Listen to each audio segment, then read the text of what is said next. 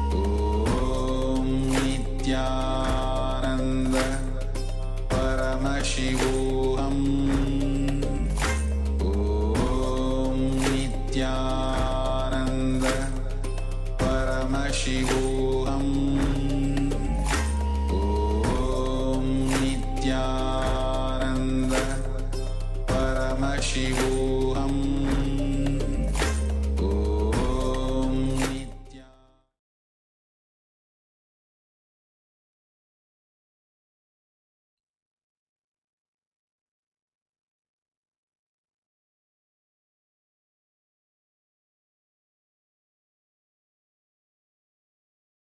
That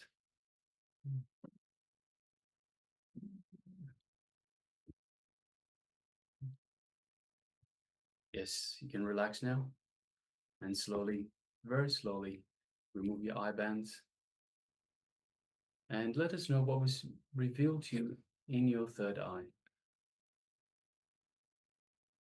So, what was the image that we displayed for you during this round of the power manifestation? So, take a moment and let us know.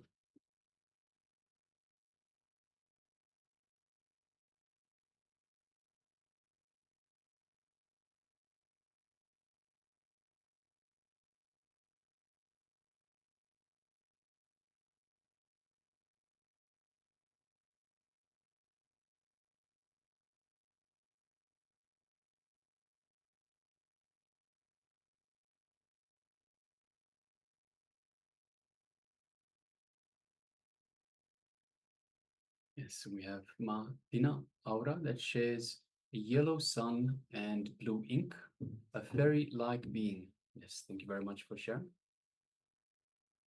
We have Klaus Aya that shares, remove the eye band too early, so I saw the picture. That's okay. If you still had if you still remembered what you were seeing through your third eye, you can still write it down. If you can ignore the picture,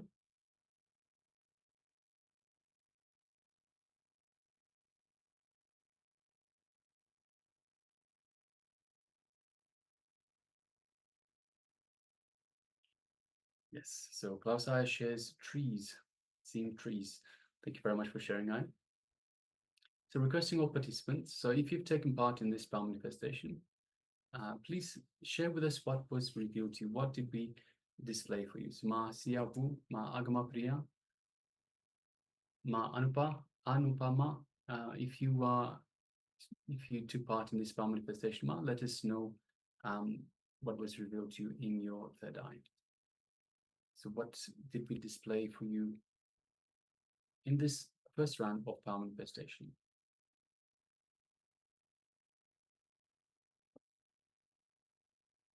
Yes, Ma Xia Wu shares red, green, and yellow. Yes, thank you very much for sharing, Ma.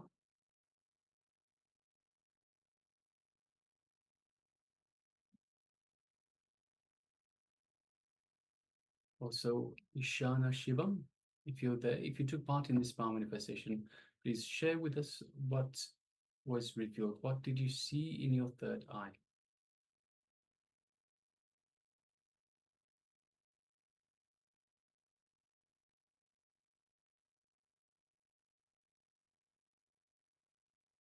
And also requesting participants. Sometimes we do have some glitches, so please wait for us to remind you to take the eye bands off before you remove them, so we don't have accidents where you do see the image before you're meant to. Miss Ma Anupama shares vibration. Yes, thank you very much for sharing, Ma.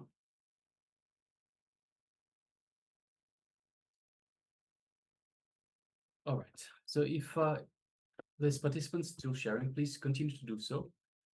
Meanwhile, let us start sharing the image that we displayed for you earlier. And yes, it is an image of amla powder. So we have some amla on the side.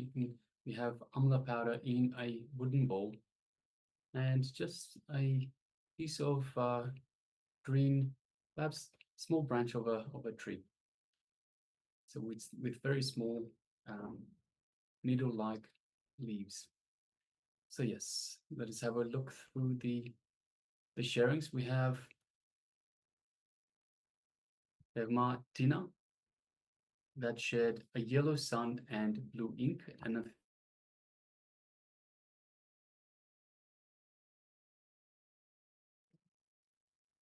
yes, so once again, Tina Aura, who shared a yellow sun and blue ink, a fairy-like being.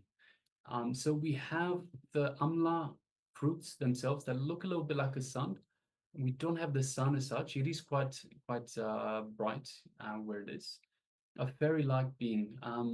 It might be in relation to the tree branch, the small branch that we have just on there. Fairy-like, perhaps. Blue ink. We don't have anything blue ink. So yes, thank you very much for sharing, Ma. Klaus Ayer says trees. We do have this little branch of from a tree. So yes, thank you very much for sharing, Aya. And we have Marcia Wu that shares red, green, and yellow. So we have the yellow, greenish yellow of the amla fruits themselves. Green, we have the green of the little branch with the little leaves as such. Red, we don't have the red though. So yes, thank you very much for sharing, Ma. We do have, as we said, we have the green and the yellow. So congratulations, Ma. Ma Anupama shares vibration.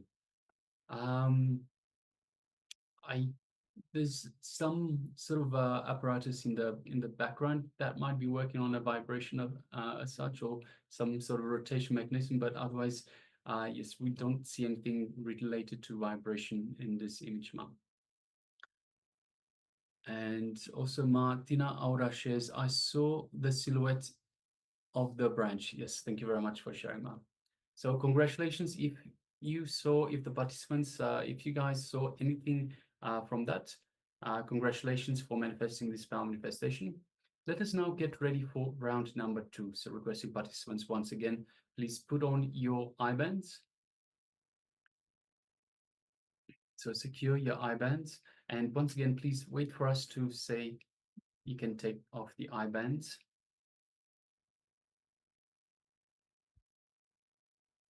So let us all please put on the eye bands now.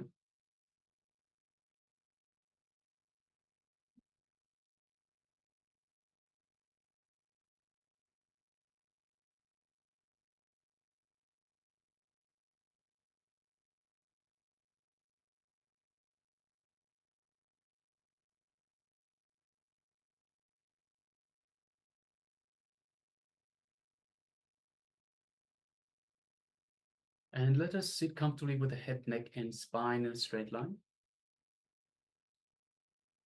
And connect to Swamiji in our inner space. Let us once again feel Swamiji's presence in our inner space.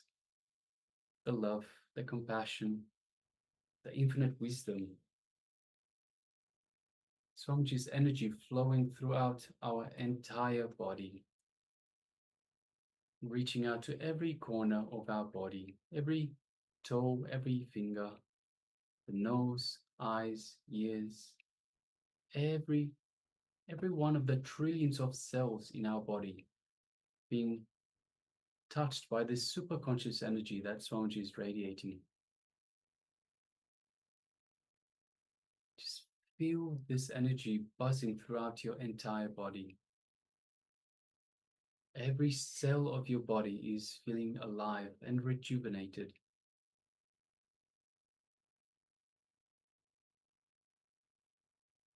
Feel this space of oneness with Swamiji, Supreme Pontiff of Hinduism.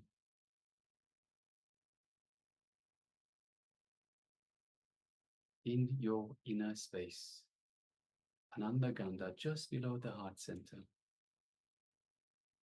Let us now move our gaze to the third eye, just gently, looking through your third eye into Swamiji's third eye, thus making a connection.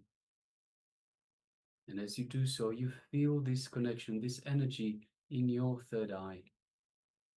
And you know your third eye is awakened, activated. Let us start chanting the Mahavakya. Om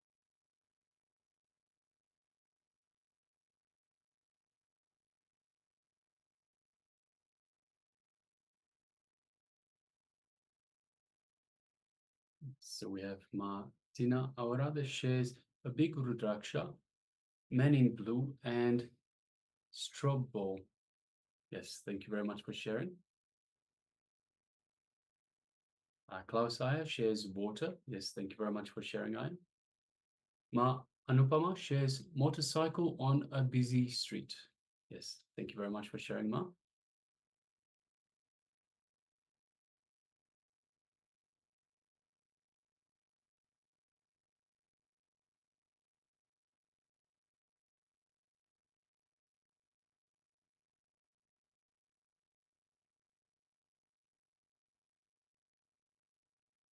Just giving a few more moments for everyone to have a chance to share.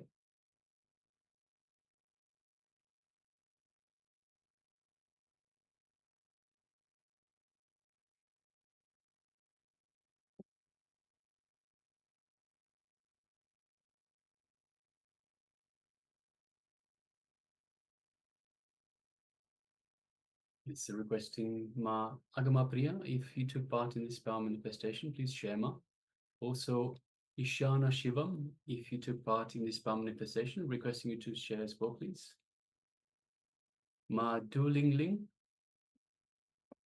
Ma Kaylee Wang, and Ma Xu Wei Ping as well. If you took part in this power manifestation, please share with us what was revealed to you in your third eye.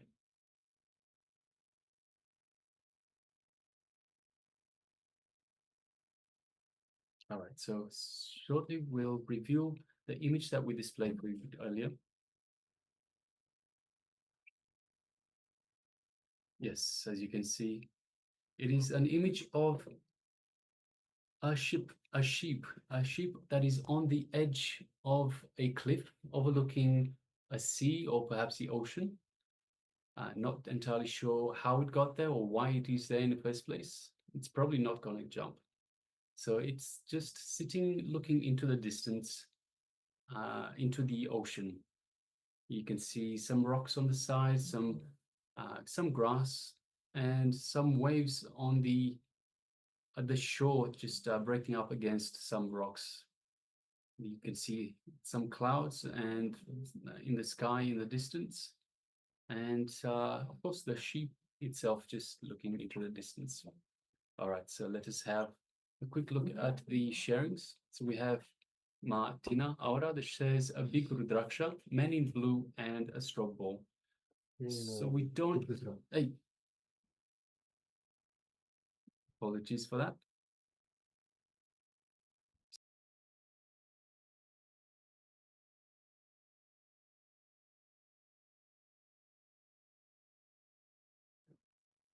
Yes, so apologies for that interruption. So yes, we don't have any of that. So big Rudraksha, man in blue, or a strobe ball. We do have the blue of the sea or the ocean itself. And yes, we have a sheep. All right, so we have Klaus Iyer sharing water. Yes, we have a lot of waters. We have the water, the sea, the ocean itself. So yes, thank you very much for sharing, Iyer, and congratulations. We have Ma Anupama that shares motorcycle on a busy street. Yes, thank you for sharing, Ma. Not this time, but thank you for sharing, Ma. And I think that's it. Yes. So thank you very much for everyone for sharing and for taking part in this power manifestation. Next, we'll be moving on to the next segment in our program for today, which is once again a revelation by the Supreme Pontiff of Hinduism. So this next segment is going to be a revelation on the mental layer.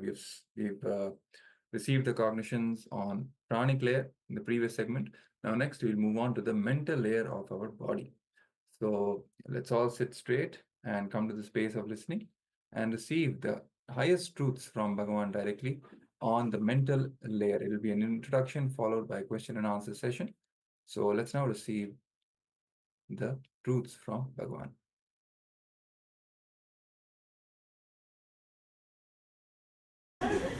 Be very clear. Let morality be out of your understanding, not out of any fear. Let morality happen to you out of conscious clarity, not out of any greed or guilt. Anything happens out of guilt can never lead you to ultimate. I always tell people, still why do we need fear or greed to make us live a moral life? Only kids need candy. Only with kids you can tell them, hey, if you do that, I'll give you candy. If you don't do that, I will beat you. If you are a child, it's okay. Even after growing, if you need candy and punishment, we are mentally retarded. True. Still we need the hell and heaven candy. The hell and heaven to be moral. Still we need cop's car to maintain our speed. It means what? We are mentally retarded. If you don't see the cop's car, what do you do? Automatically one push. That 5 miles grace. Some of these people, they are grace of that 5 mile only. I always see these guys and they drive me. 65, the board means at least 75. No, Swamiji, 10 miles grace mile. And if there is no cop's car this side or that side, they will enter into the carpool lane. Right? Enter into the carpool lane. If your morality is based on fear, naturally what you will do? You will be just waiting to go beyond. And there is a taste when you break the rule actually. It is not even a speed. Even if you don't have to go urgently, it's a taste actually. After some time, breaking rules becomes a taste. And anything, when anything is banned, immediately it gets a new taste. You get a new taste. And you feel like, why not try? Why not try? Be very clear. If your morality is built on guilt or fear, greed, it is not morality. Let it be built on understanding. It may take a little more time. It may take little intelligence. It may need little intelligence. Work for it. Let all your understandings be based on conscious clarity. Your whole lifestyle, let it be built on understanding. Let you not follow anything. Let you not do anything out of guilt, fear or greed. If you do anything out of fear, greed or guilt, I tell you, you will feel that you missed your life. After the age of 50, you will start feeling. If you miss something, if you do something or don't do something, if your morality is based on guilt or fear, greed, after the age of 50, when you have a complete independence, you will repent that you missed your life. I am not telling you to go around and do all the mistakes, no. But let your morality be clearly based on intelligence. Let you be consciously clear of what you are doing or what you are not doing. Let it be very clear, this I am doing because I am clear about this. This I am not doing because I am very clear about this. Let everything become your understanding. It will take few days. You need to have little patience to sit with you, analyze you, the way in which you think, the way in which you work. You need to work on it. Even if it takes few days, it's okay. But let it be on a solid foundation of understanding, not on guilt. If it is on guilt, any moment it can be shaken. If it is on fear, greed, any moment it can be taken away from you. Let you not do anything or let you not avoid anything out of guilt.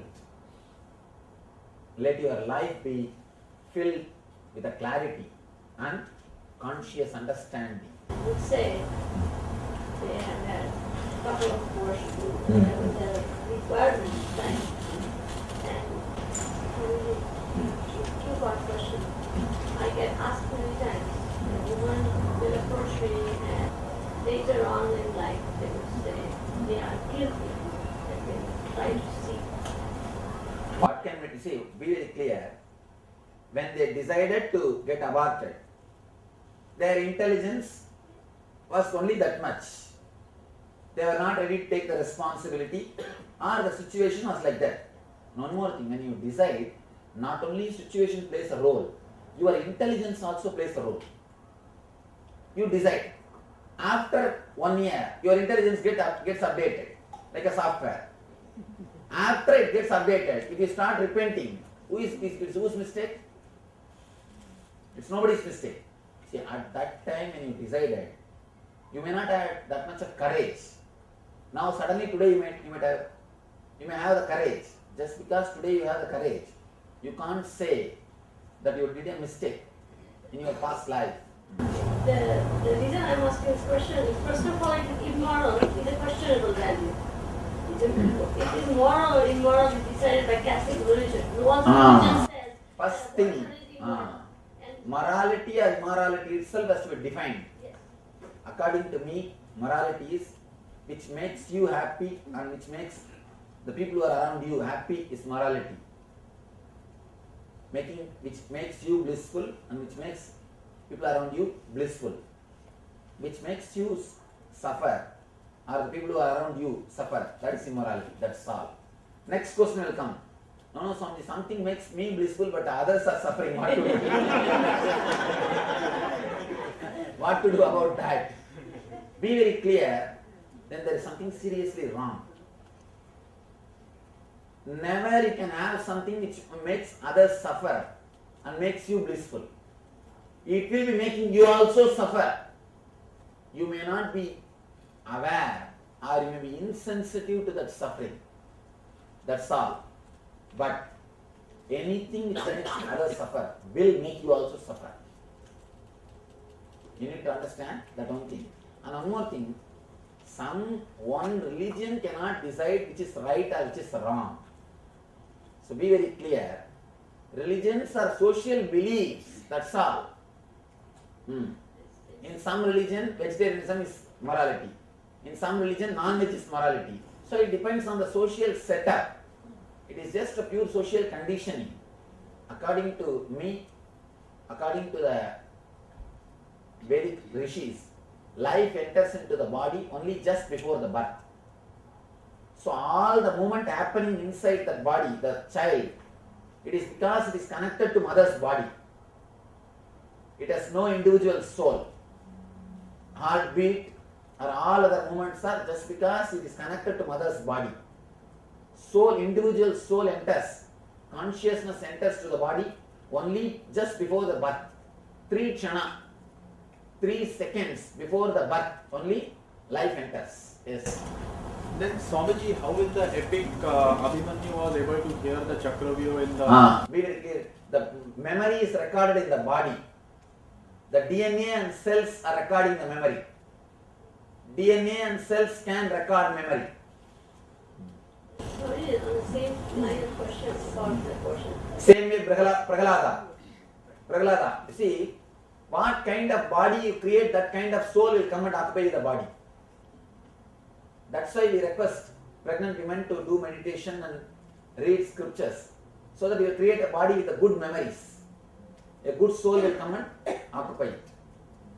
According to me, unless you are matured enough, you should not give birth. Only an enlightened man can give birth to a child. Be very clear. Now if you give birth, what will you do? You will reproduce the same mental setup which you are having. It's a sin. Why are you bringing one more person and torturing him? Only a person who is mature, who has solved his problems, can create one more life. If you don't have kids, be very clear, you have not committed that sin. Never bring one more life if you can't give complete solution for that life. You yourself have not solved your life. You yourself are struggling with your life. Why do you want to bring one more? Why do you want to bring one more life? Intelligent. I tell you. See, we are already 6 billion. We have crossed 6 billion. Huh? Yes. Hmm? We are not able to feed the 6 billion people. We are not able to give shelter. We are not able to give medicine. Why should we continuously bring more and more people to the planet Earth? 10 years, we should all be very clear. No more kids. Let us give food for all the people who came to the planet Earth. Let us give shelter for them. Let us give medicine for them. Why don't you guys adopt? That's all. What's the wrong? Why should it be biological? That's our prarabdha karma. Oh God. This is a nice story. Now I have to be a little bold. I thought I'll just cover it superficially itself. Now I have to go deep into the story. One guy came to me. Swamiji, I am suffering with poverty. Please give me some solution. I asked him, tell me what your family situation, what is the problem? No, I have 14 children. 14, oh God. And in this age, I asked him, why did you have so many kids? No, God gave me. I just gave him the same look. I did not say anything. I just gave him the same look. He understood.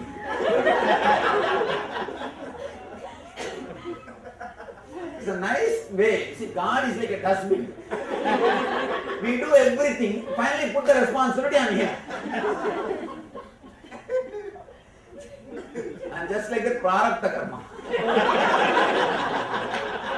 It is pure akamya. Not even akamya, kamya karma. And it's not prarabdha. So we can be a little more intelligent. 6 billion people, let's feed them first. Let's give food for them first. Let's give shelter, medicine. Let's give basic things for them. Then we can bring more and more people to the planet.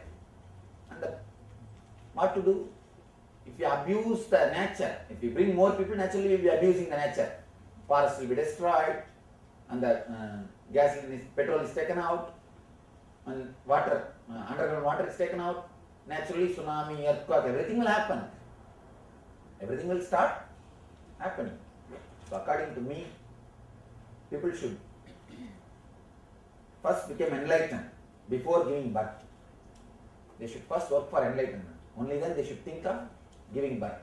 But another question on the same ground of morality, that people have, in layman's language, they call extramarital affair. Okay, that's the rule of the society. Why? No, Why? be very clear. Here I have to be very clear. You see, this extramarital affair is a complete disrespect to other being. It's a disrespect to other being. I am not saying that there should not be extramarital affair because it is based on morality. I am saying there should not be extramarital affairs with respect for other person. It's a spiritual value. It is not morality. Be very clear. More the quantity, less the quality. If the quantity increases, the quality of the relationship, the depth of the relationship will disappear. Depth of the relationship will disappear. I tell you, it's a deep disrespect to other being. You have no right. You have no right. And people always ask me, what is the wrong in it? I tell them, be very clear. When you say what is the wrong, if you will you allow the other person also does the same thing? You see, what is the base of the relationship? Let us analyze. What is the reason for a relationship? There is a beautiful answer. In our Vanaprastha, in our Vanaprastha system, means our Vedic marriage system, they explain, man is centered on Muladhara, means lust. Women are centered on Swadhisthana, insecurity. Here, by marriage, through marriage, man gives a promise, he takes the oath in front of fire.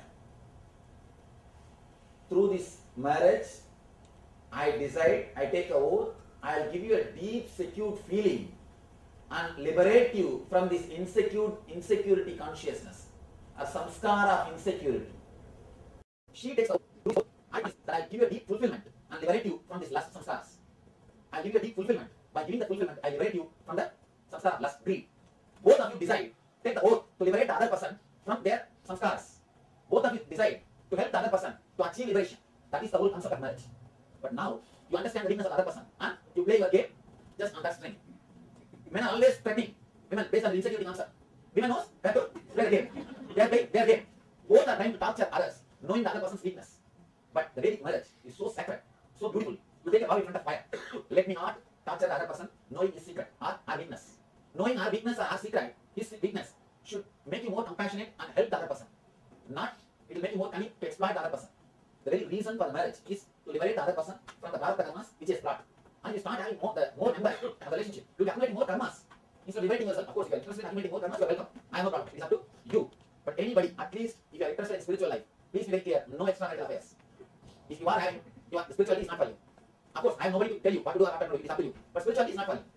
The quality of relationship is not for you. Be very clear. People always quote, no, Krishna had Rasila. He had so many, be very clear. Krishna became enlightened, then you also became enlightened. Then do whatever you want. Do not quote Krishna for your immoral things. One more thing. When the masters play, you can't even use your words to express their actions. People always come and ask me, Swamiji, you are telling me Krishna smoke, why Vivekananda smoke, Ramakrishna smoke. Of course, Ramakrishna smoke after becoming enlightened. You also do that first. Become enlightened, then do what Ramakrishna did. Then do what Vivekananda did. Let me tell you one of my personal experience. I had a great fortune to live with a Naga Baba, means the Baba, they don't wear clothes, the naked Babas in Himalayas. He's such a great soul. I've never seen him eating, taking bath, or going anywhere. He'll just sit in one place, happily, blissfully, radiating the joy. Just sitting next to him will be so blissful. But he always used to smoke ganja, that marijuana. And you'll be surprised to listen to the whole story. That small chilla pipe, he'll put a copper coin, put ganja, and smoke. After smoking, he'll empty the chilla and he'll drink gold coin. Not once or twice. 6 months I will drink every day the same ground. He'll sell the gold coin and get more ganja. And I asked him one day, Baba, why do you are such a Mahatma, Mahabusha? Why do you smoke ganja? He said, not wrong. He just laughed and replied, a big elephant cannot be tied in a small hut. If at all I have to tie the elephant in a small hut, I have to make it a little dull. I have to make the elephant a little dull. The enlightened consciousness cannot stay in this body. If I have to tie the consciousness in this body, to do a little of the good service of mission, the spiritual work, I have to make it a little dull. Be very clear. In your life, you are supposed to elevate yourself. In their life, they are supposed to bring themselves down. So do not quote their actions. Do not quote their actions. Do not do what masters do. Do what they say. That's beautiful. One said master, because he himself will smoke and drink, but he can always disciples, don't smoke, don't drink. One disciple asked him, what? You are preaching to us and you are smoking and drinking. What is this? Then he says, beautifully, I don't have to follow what I preach because I am not the same kind of person to whom I am preaching. It's true. Do not quote master's life to justify your morality. And I tell you, the more number of relationship, less quality. You will create only more and one more thing. You will not. It's more or less like a superficial. It's an immature lifestyle. It's just immature lifestyle. Dog. Sometimes it's dog will get the dry bones. It will get some dry bones, the burial ground, the cement. In India, burial ground graveyards will be open. Maybe dog can go just dig a little bit and it will get one bone. And with the bone playing, the dog will nicely bite the bone. After some time, the bone will poke up the dog's mouth. The blood will start coming from its own mouth. The dog, after a few minutes, will start thinking the blood is coming from the bone. Without understanding, the blood is coming from its own mouth. How the dog is having a wrong attitude, wrong understanding about the joy, and how he is suffering because of his own immaturity. Same way, you will be suffering if you have extramarital affairs. You will be suffering continuously with extramarital affairs. I tell you, you are very basically immature. You are very basically immature. Leave out your actions. I am not even speaking about actions. The very base is immature means you are neither understood nor ready to understand what for life is. What for you are already you are caught in this body because of some samskaras. Now it is time to work them out. The earlier they are removed, better for you. And get rid of them and liberate yourself. Instead of that, if you catch a hand or try to catch tightly, it's whose mistake. If you want to catch tightly, you can have not one, 10 also, I have no problem. And I tell you one more thing.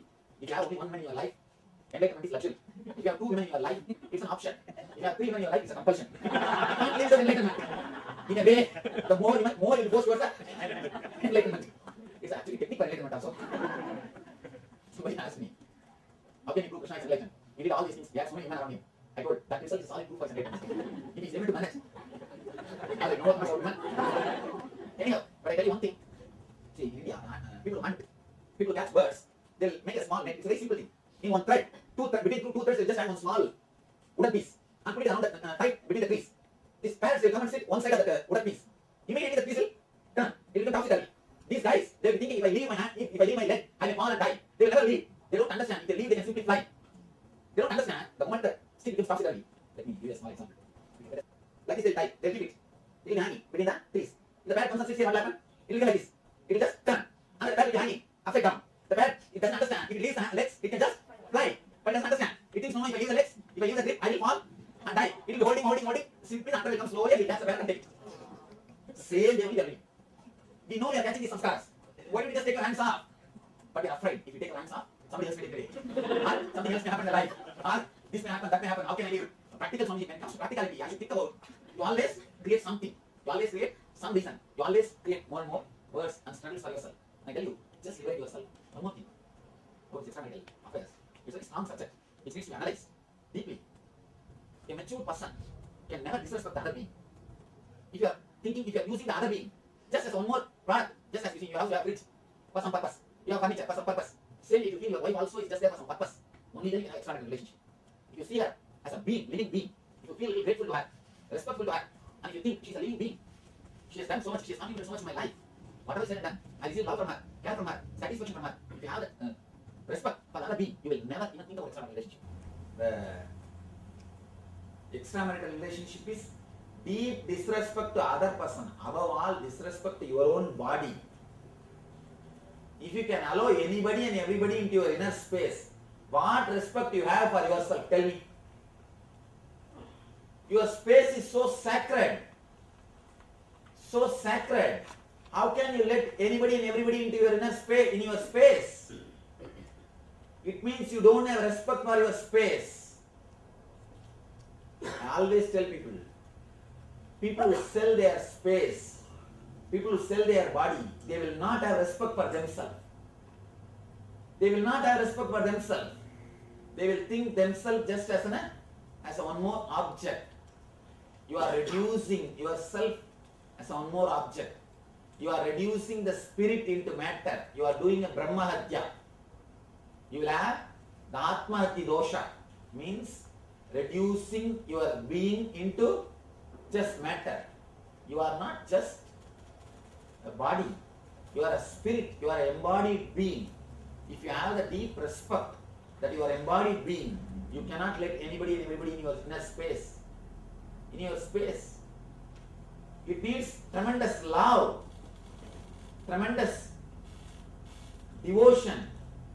How can you let anybody and everybody in your inner space? Be very clear. Never quote master's life. Master's life is totally different. And what they do can never be even equated to your words. The very feeling, the very emotion is totally different. The very thing is totally different. Especially if you read the memoirs of Sharada Devi, she says, I feel totally respected when I am in his presence. When I am in Ramakrishna's presence, I feel I am respected. The other should feel the person is respected. Person is respected. And I tell you, if this much maturity has not happened to somebody, means he is not worthy of getting married. He should not even get married. The problem is all these basic lessons are missing now. Nowadays who gets married? Only projects get married. You neither know what mantra you chant, nor you know the meaning of the mantra. Simply he chants, you tie that rope. That's all. And get the ticket for honeymoon. That's all. Nothing else. We don't even know the basic concept of Vedic marriage. In front of fire you take the oath. Hereby, I promise, I will give you a complete satisfaction and liberate you from the samskaras of lust and greed. And he says, hereby I promise that I will give you a deep security and liberate you from the insecure feeling and fear consciousness. Yes. What if the roles have changed? That's okay. Even if the roles are changed, take the other side oath, that's all. Anyhow, but both, you see, one more thing, there is no such thing as a complete fear, complete greed. Sometimes, you see, even in the Vedic system, it's not that man is always centered on greed. He is also sometimes starts suffering the fear. That time she needs to behave like a mother, giving care, secured feeling, or giving the care and attitude of mother. She needs to raise herself to the mother level, and sometimes she will be centered on the greed, and that time again he needs to play the role of father, attending the greed, taking care. So it's like both will be caught in the both things. Mainly this will be the two. This will be the two, but by taking the oath, you are assure the other person, I will not abuse you. I'll see that you are helped. By knowing your weakness or your problems, I will not disrespect you. That will bring more compassion in me, more care in me, more understanding in me to take care of the other person. That's the whole gist of the Vedic marriage. Then you will never, this extramarital relationship question itself will not raise. And I tell you, still now in India, people live with single wife whole life. Whole life they spend the single wife. I think I can say at least 70 to 80% of people don't go for divorce and all those things. At least 70% of the people in India, they live with a single wife. That's the tradition. But Swamiji, in the Vedas marriage, like you just mentioned, the man can still exploit the woman, saying, you did not give me the satisfaction, that's why I'm running around outside. He has no right to say that. Then it's a deep disrespect again. And one more thing, see, these are all very subjective things. It needs a tremendous maturity. The main problem is the lessons which gives maturity itself is lost. Around the age of 7 itself, in those days, the person will be taught about the life. He will be given the meditation. He will be given guide. He has to settle within himself. From the beginning, he will be raised. He will be brought. And moreover, the main thing, the fantasy input is very less. The fantasy input was very less. The moment he entered the houses, inside the houses, over. Somebody asked me, Swamiji, when the Kali age born? That Kali Yuga, when it took birth? I said that day TV entered the house. The day TV entered the house, Kali is born. So much of fantasy is infused on the kids. What to do?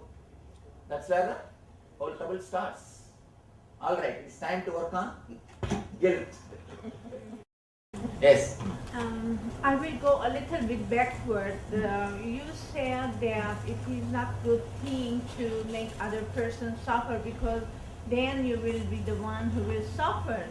But there are circumstances then when you need to use your power for self-defense. What do you think about them? Because I tell you, self-defense, the other person will get hurt. Of course. What you are asking is supposed to be the decision is supposed to be taken based on that moment. So I do not know the complete situation which you are asking. Okay, my question, hypothetically, I will put this way: if somebody wants to harm me, you have all the right to protect yourself. The Nothing wrong. self-defense is for that matter that you want to protect yourself and you put your shield around you. Even though the other person might get hurt, because that nothing can be done. So there is nothing can be done. Only thing, do not enter into others' territory. Do respect others' space consciously, not just for the sake of justification. Sometimes we always do offending things and claim it as a defense. That is wrong. Be very clear about it. All the country's army, they claim it as a defense army. Then who is offending? Every army claims themselves as a defense army. Then who is offending? That is something seriously wrong. Consciously, if you can say you are only defending and not offending, then okay. It's all supposed to be decided by you, not by any other person. Nobody else can judge. Only you can judge. All right.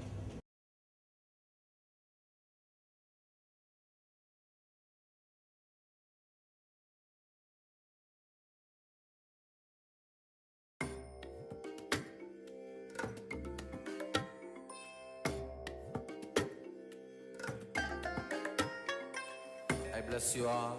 let you all open all your three eyes and manifest the powers of Mahasada Om Nithyananda Paramashivoham Om Nithyananda Paramashivoham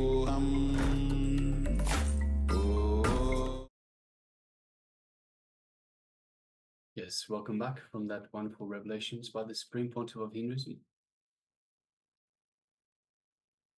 And now let us move on to the next segment, which is a meditation technique to relieve the guilt. So reliving is relieving. The best way to relieve yourself of guilt is to relive it, to write it all down. So relive and relieve. Do not console yourself as your guilt surfaces, one incident after the other. Sit in a meditative mood and relieve all the wounds that you are carrying. So we'll just be going through a little bit of background information, a little bit of information before we actually get into this meditation itself. We will be sitting in a meditative mood, reliving all the wounds that you are carrying. So we'll be closing our eyes and entering into the guilt. We will relive each guilt that you have one by one. We'll start by writing them out. So he'll relive by writing them out. And write it out in as much detail as possible. And just start writing. Start writing everything that you have. First, we will very slowly and consciously feel our head is being pressed inside our heart. Then clearly visualize that our head has gone into our heart region. Visualize that we are seeing through the heart itself. And you are also breathing through the heart. You are relating with the entire world through the heart. So these are some of the steps, not the head. There is just empty space. There will just be like empty space above the neck. So let us just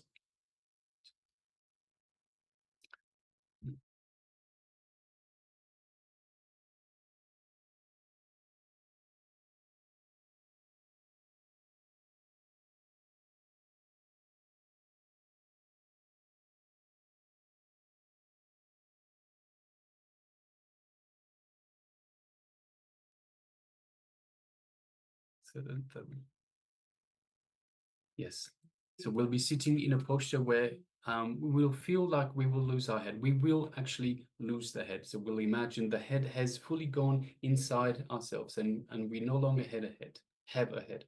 Then we will learn how to breathe without the head, how to see without the head, how to smell without the head. So how to do all the things that you normally do with the head, but without the head. So the head is completely gone inside us, inside the chest region, inside the heart region. These are very simple actions. And next we will learn how to move our hands without the head, how to move our body without the head. And finally, we will end up with a peak movement, perhaps running or dancing.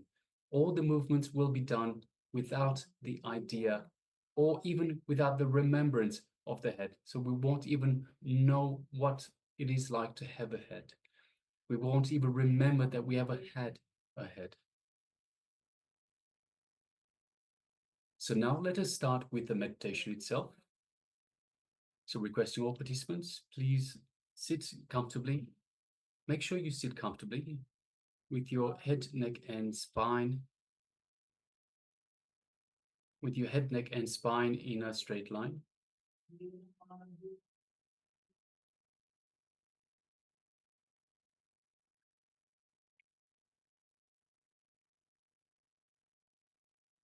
Sit down and close your eyes. You can tie your eye bands, but you will need a little space for movement. So please make sure that you have some space for movement. So close your eyes, tie your eye bands, ensuring that you have a little space for movement. Now let us take slow and deep breaths. just for a few minutes, slow and deep breaths. And along with the long and slow deep breaths, feel that your head is being pressed into your heart, into the chest region. Just feel that your head is being pressed into your heart. So keep your eyes closed with your eye bands tied. Imagine, feel that your head is being pressed into your heart, into the chest region, until you become totally headless. So feel that you have no head now. You are headless. Your head has been pressed into your heart.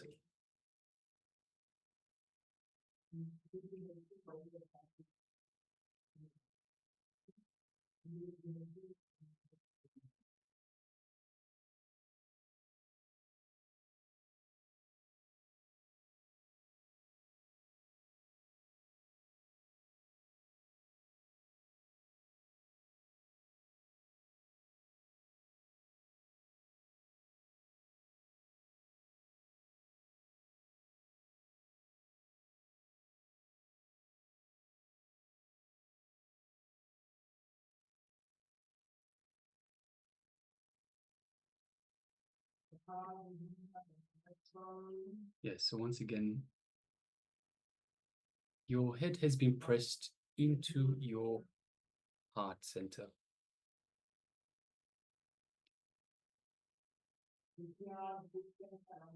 You have become totally headless.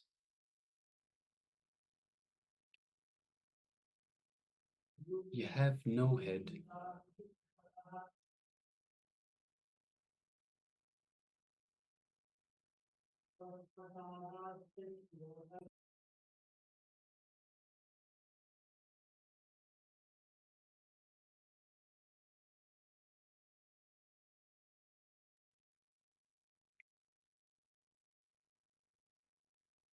Just take a few moments, feel that you are headless.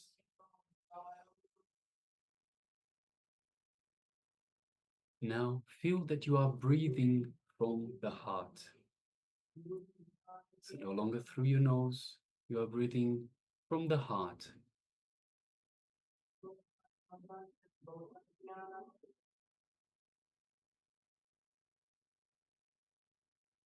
Feel that you are seeing through the heart.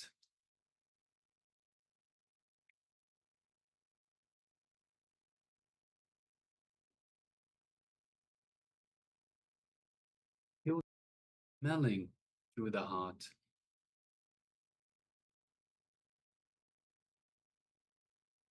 Yes, feel very clearly that you are breathing through the heart, seeing through the heart, and smelling through the heart.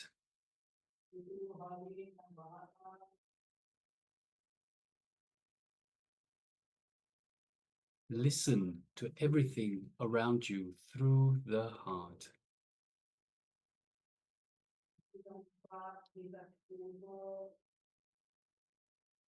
Listen through the heart, see through the heart, and feel through the heart.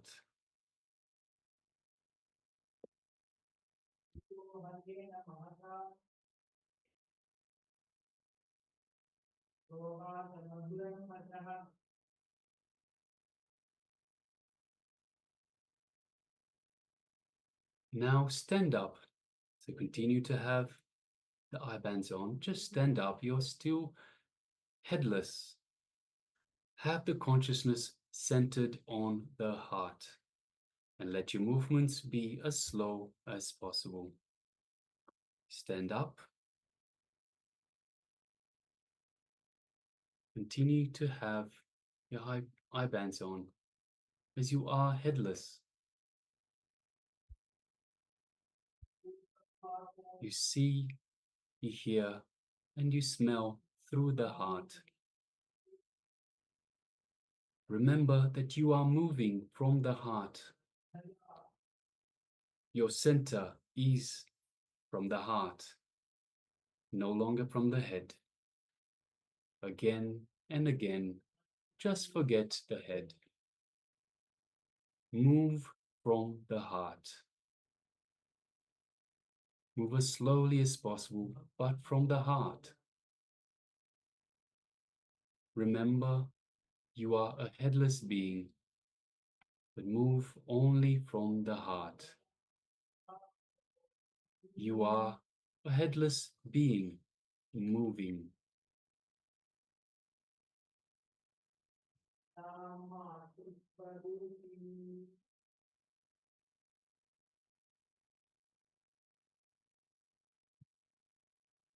Now stand in one place. There's no need to walk. Just stand in one place.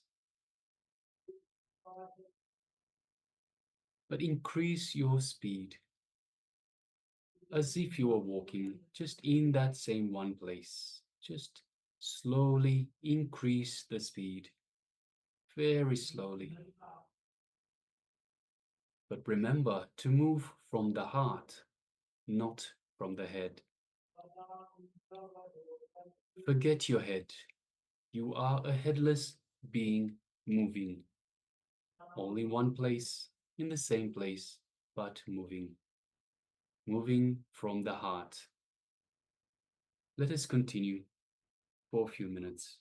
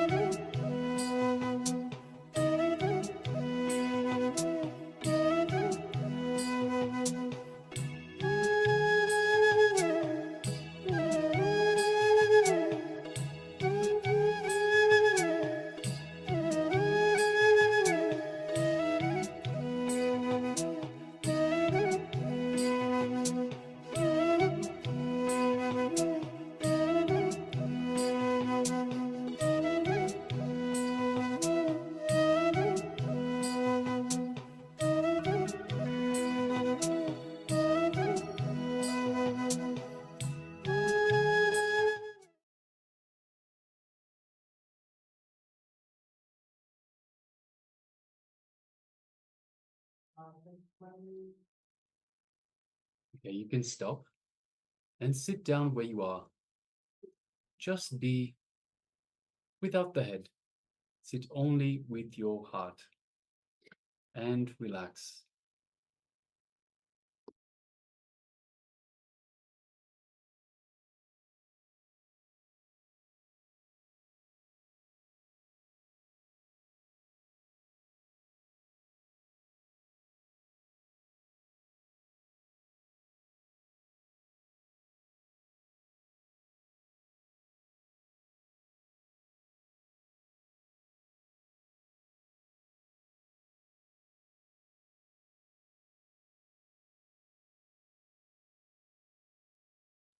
Now, slowly, very slowly,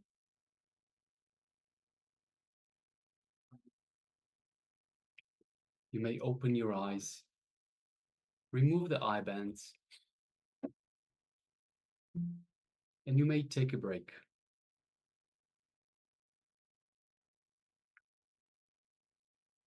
So you can relax. Slowly remove your eye bands, your eye covers, and relax. You can now come back to your heads, to having a head once again.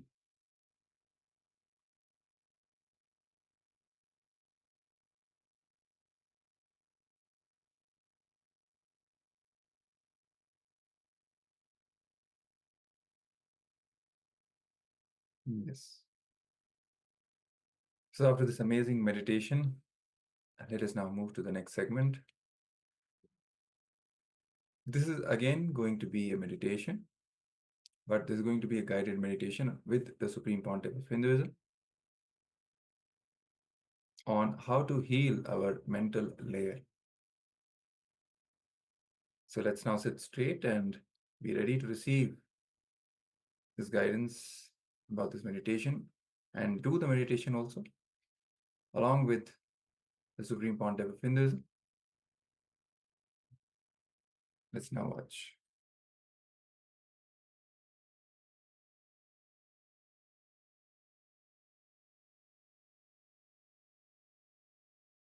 Now we'll enter into the meditation technique. Understand, guilt is like a knot, energy knot. If there is a blood clot, you will not have a free blood flow. Same way, if there is a guilt, you will not have a free energy flow. Guilt is a very powerful energy clot, energy knot. Now the meditation technique we are going to do will straight away shake your mental layer. Mental layer is the space where you store guilt. As I was telling you, if you just accept you completely as you are, suddenly you will see you don't need to think at all.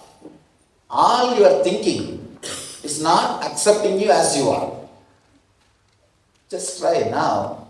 Accept you completely as you are in the outer world and the inner world. No guilt, nothing needs to be done. Suddenly you don't need mind. There is no job for the mind. Mind exists only because of the tension, guilt. That is the source of mind. Now, we'll try to drop the mind. We'll try to shake that inner chattering. Naturally, you will see all the guilt will drop. There's a beautiful example in Gita. Sutre Madhiganayira. Krishna says, I am the thread connecting all the beads. Inner chattering is the thread connecting all your guilt. Let's cut the thread. Then naturally, all the beads will fall apart. They will all disappear. It's a very powerful meditation technique.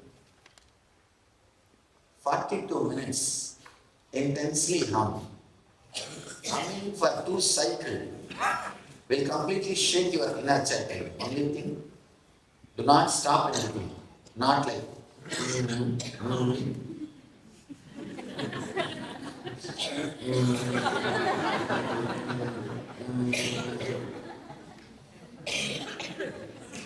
See that the humming becomes so intense, there should not be any words moving inside you.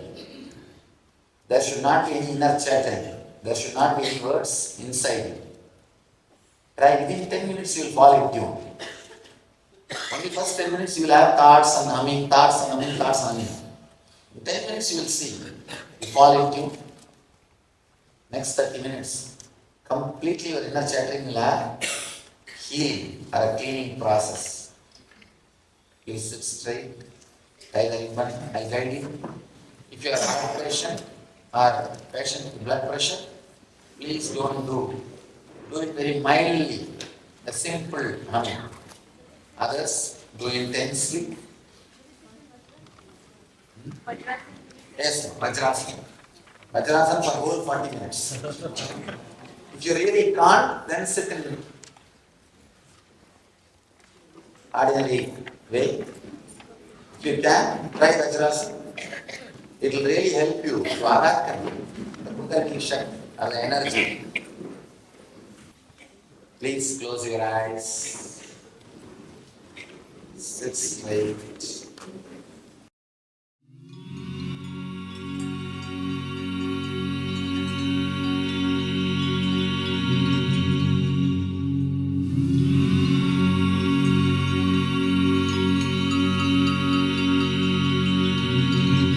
Just try now.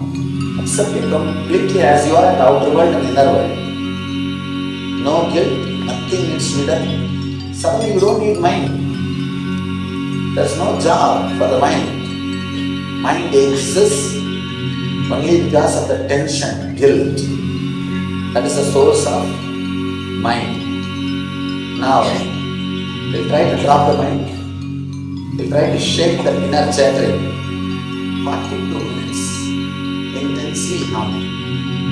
Humming for 2 cycles will completely shake your inner chattering. Do not stop it. Not like. See that the humming becomes so intense, there should not be any words moving inside. There should not be any inner chanting. There should not be any words inside. Right within 10 minutes you will fall in tune. Only first 10 minutes you will have thoughts and humming, thoughts and humming, thoughts and humming. 10 minutes you will see. You fall in tune. Next 30 minutes, completely your inner chanting will have healing or a cleaning process.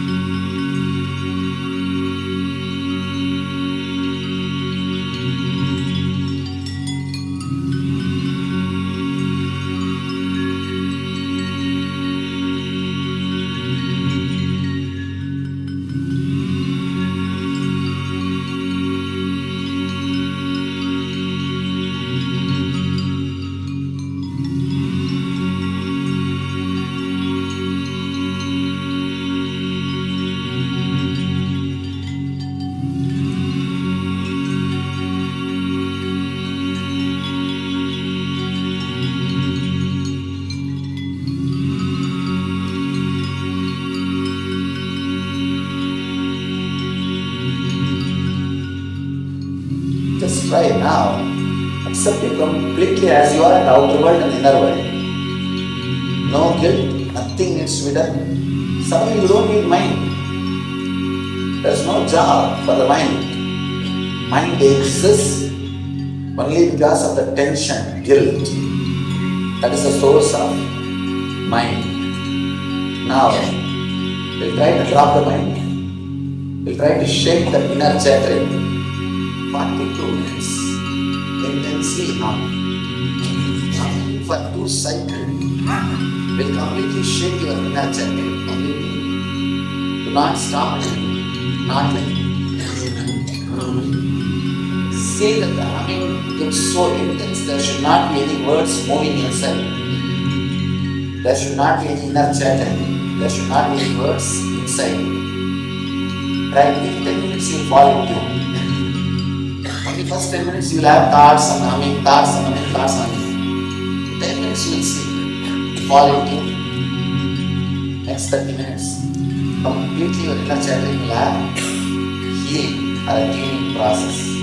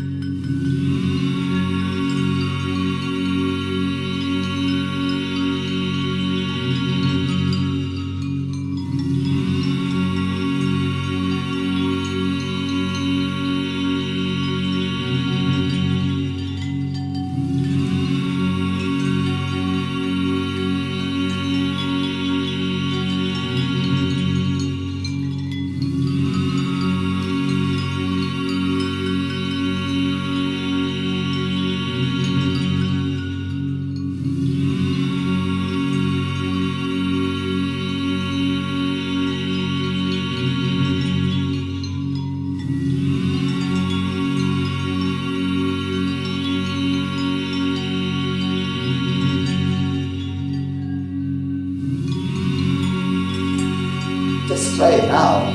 Accept it completely as you are in the outer world and inner world. No guilt, nothing needs to be done. Suddenly you don't need mind. There's no job for the mind. Mind exists only because of the tension, guilt. That is the source of mind. Now, we'll try to drop the mind. We'll try to shake the inner chattering. 42 minutes. Intensely hum. Humming for 2 cycles. Will completely shake your inner chattering. Do not stop it. Not like. Say that the humming becomes so intense, there should not be any words moving inside. There should not be any inner chatter. There should not be any words inside. Right, within 10 minutes you will fall into. For the first 10 minutes you will have thoughts and humming, thoughts and humming, thoughts and humming. 10 minutes you will see, fall into. Next 30 minutes, completely your inner chattering will have healing or a cleaning process.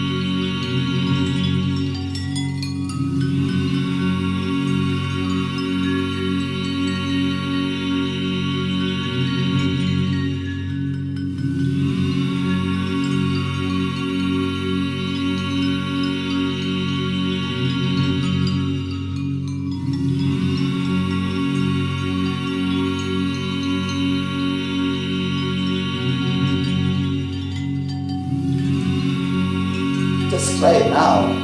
Accepting completely as you are in the outer world and inner world. No guilt, nothing needs to be done. Suddenly you don't need mind. There's no job for the mind. Mind exists only because of the tension, guilt. That is the source of mind. Now, we'll try to drop the mind. We'll try to shake the inner chattering. 42 minutes. Intensely hum. Humming for 2 cycles. Will completely shake your inner chattering. Do not stop it. Not like say that the humming becomes so intense, there should not be any words moving inside. There should not be any inner chatter. There should not be any words inside. Right? In 10 minutes you will fall into you. In the first 10 minutes you will have thoughts and humming, thoughts and humming, thoughts and humming. 10 minutes you will see. Fall into you. Next 30 minutes. Completely your inner chattering will have healing or a cleaning process.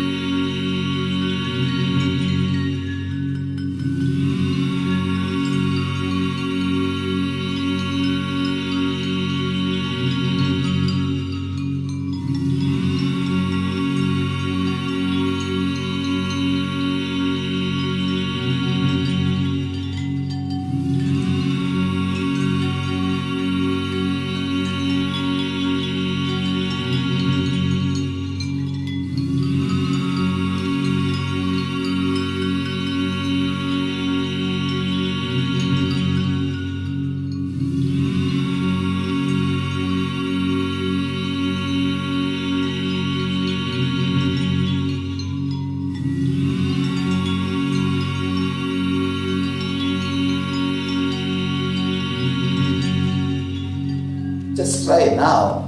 Accept it completely as you are in the outer world and inner world. No guilt, nothing needs to be done. Suddenly you don't need mind. There's no job for the mind.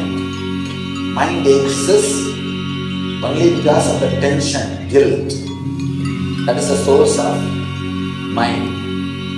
Now, we'll try to drop the mind. We'll try to shake the inner chattering. 42 minutes. Intensely hum. Humming for 2 cycles. Will completely shake your inner chattering. Do not stop it. Not like say that the humming becomes so intense, there should not be any words moving inside. There should not be any inner chatter. There should not be any words inside. Try it. In 10 minutes you will fall into you. In the first 10 minutes you will have thoughts and humming, thoughts and humming, thoughts and humming. 10 minutes you will see. Fall into you. Next 30 minutes. Completely your inner chattering will have healing or a cleaning process.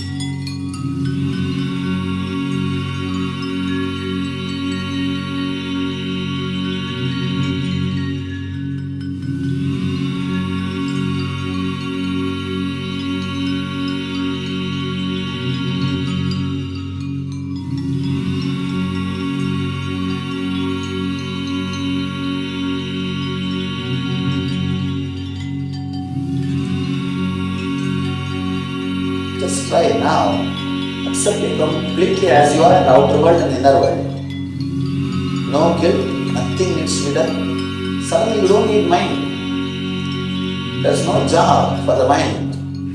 Mind exists only because of the tension, guilt. That is the source of mind. Now, we'll try to drop the mind. We'll try to shake the inner chattering. 42 minutes. Intensely hum. Only for 2 cycles. Will completely shake your inner chattering. Everything. Do not stop it. Not like.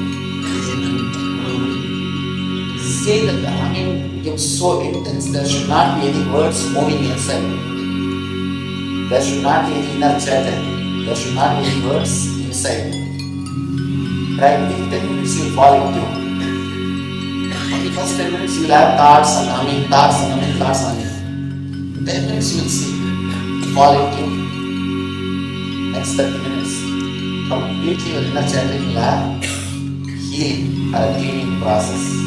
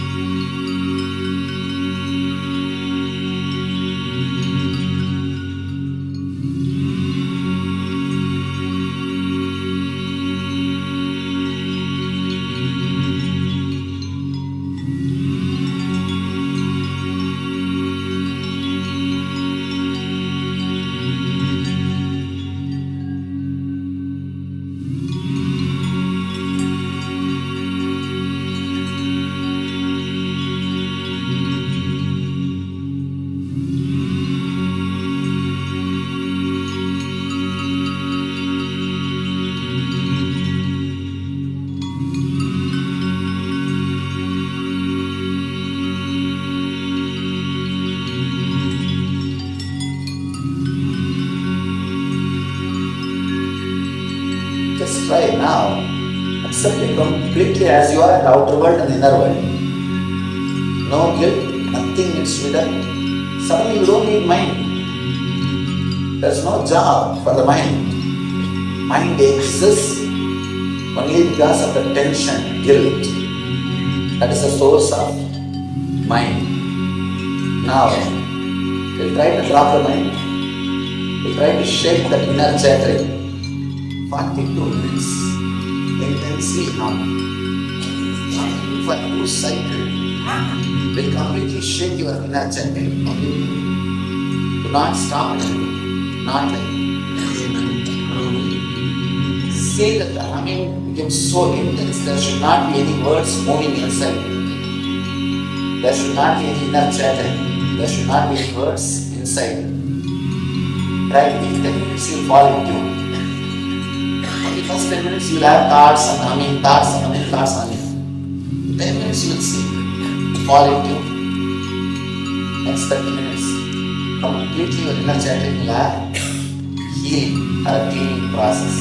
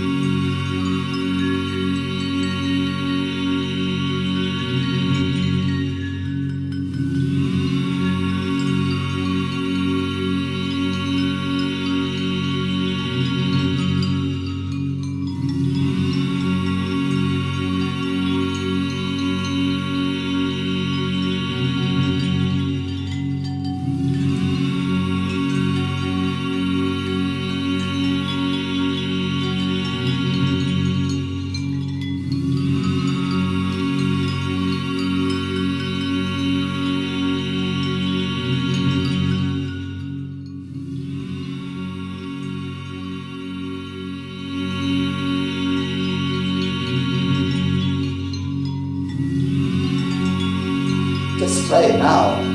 Accept it completely as you are in the outer world and inner world. no guilt, nothing needs to be done. Suddenly you don't need mind. There's no job for the mind. Mind exists only because of the tension, guilt. That is the source of mind.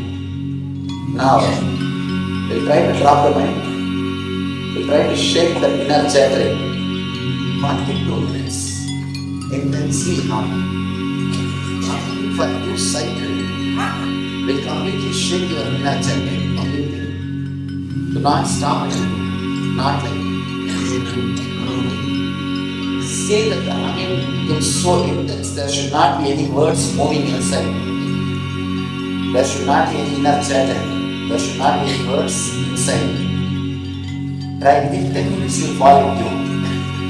In the first 10 minutes you will have thoughts and humming, thoughts and humming, thoughts and humming. 10 minutes you will see, fall into. Next 30 minutes, completely your inner chattering will have healing or a cleaning process.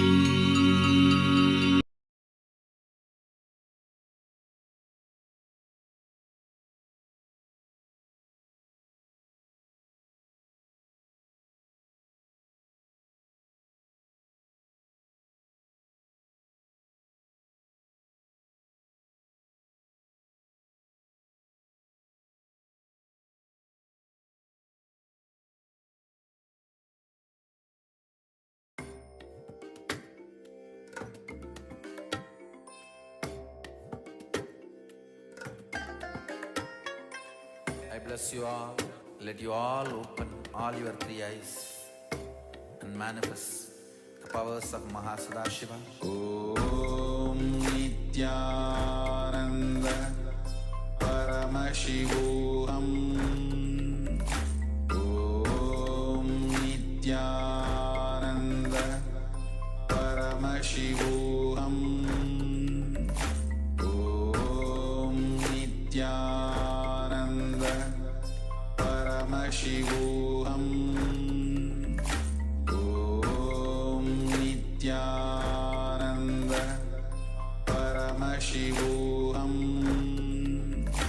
Om Nithyananda Paramashivoham. Om Nithyananda Paramashivoham. Om Nithyananda Paramashivoham. Om Nithyananda Paramashivoham. Om Nithyananda Paramashivoham. Om Nithyananda Paramashivoham. Om Nithyananda Paramashivoham. Om Nithyananda Paramashivoham.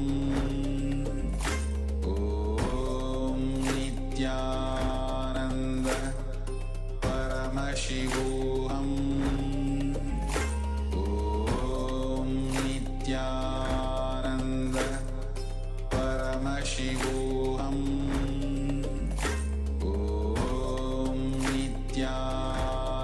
Nithyananda Paramashivoham. Om Nithyananda Paramashivoham. Om Nithyananda Paramashivoham. Om Nithyananda Paramashivoham. Om Nithyananda Paramashivoham. Om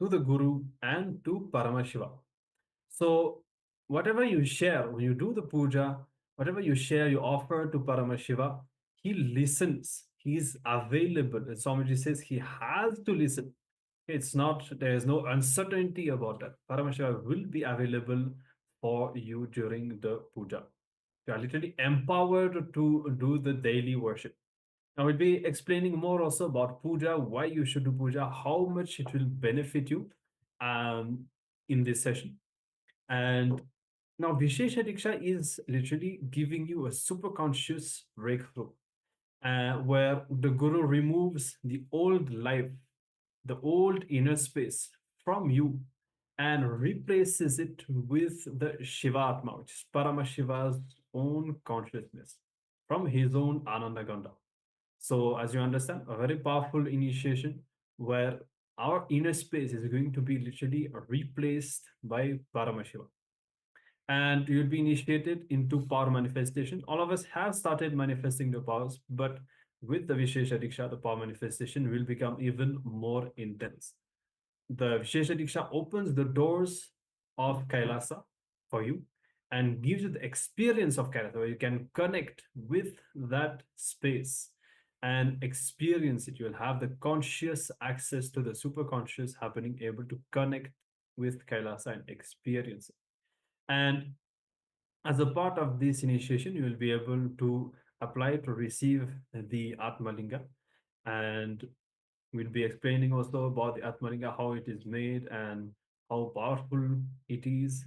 Now, why should you receive the Vishesha Diksha? One, to live a stress-free life. Two, to have a power manifesting life. Three, to have a direct access to Kailasa, which is said. And four, to have a personal connection with Paramashiva. So Vishesha Diksha is literally the best for everything best in life. So let us now understand about the Atmalinga as well, as the Atmalinga is something that we are going to become eligible to receive after this initiation. So receiving the Atmalinga and doing the puja every day is awakening our consciousness to connect with Paramashiva. As Swamiji says, it is like having the direct phone number to talk with Swamiji and to talk with Paramashiva. Imagine if you got the phone number of your favorite movie star or celebrity or even deity, then it is that like that exactly doing the puja every day. So the benefits, if you look at what is the benefits of doing the puja every day, it removes all of the stress and gives you bliss, ecstasy, powerfulness, and the oneness with Paramashiva. So it is directly opening your personal connection with Paramashiva and Kailasa, and you will be initiated into the next level of the power manifestation science. You will have the intimate vision of Paramashiva and unlimited benefits of health, spiritual awakening, and manifesting your reality will start after this initiation. So performing the Nithya Puja after receiving the Vishesha Diksha is such a personal, direct enlightenment process. It will make you manifest the ultimate powers, and it cleans your entire system, detoxing you and ripening your consciousness to manifest your reality.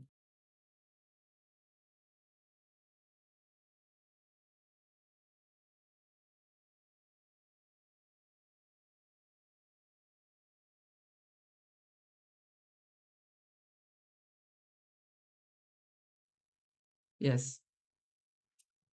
So the Shastra Pramana, the scriptural reference as every single initiation that you are given, whether it's the power manifestation or the various initiations that you get every day from Swamiji, all of them are from the scriptures. Paramashiva himself has instructed us in the Vedas and Agamas, which are the source scriptures of Hinduism, that every human being has to receive these initiations, are eligible to receive these initiations. So Vishesha Diksha as well is from the Agamas and from the Soma Shambhu Paddhati, where Paramashiva says that the Guru should throw the flower on the disciple, chanting the mantra Astraya Humpat at the disciple's chest, and imagine the heart of the disciple, the globe-shaped supreme spirit of extreme effulgence inhabiting in the soul, invoking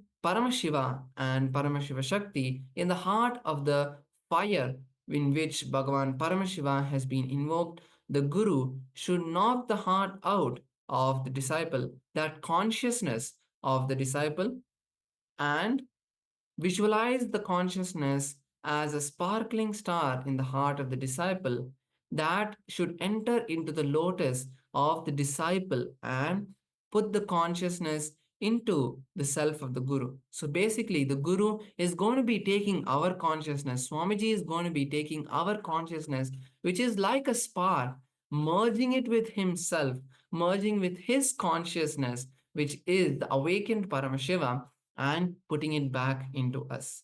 So that is exactly what happens during the Shiva Diksha.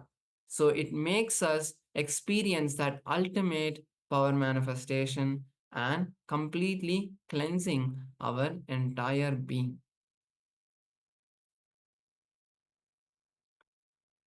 Now, Swamiji himself speaks about puja, and this is something that Swamiji himself performs a lot. And Swamiji said, if you just see the last more than 40 years of my life on earth, what is the action, the activity in which I have spent the maximum time? It is not yoga or taking class or even talking to people, doing any Kailasa work, but it is puja. Swamiji says sometimes 11 up to 11 hours or even 15 hours. I will sit at a stretch and do puja. So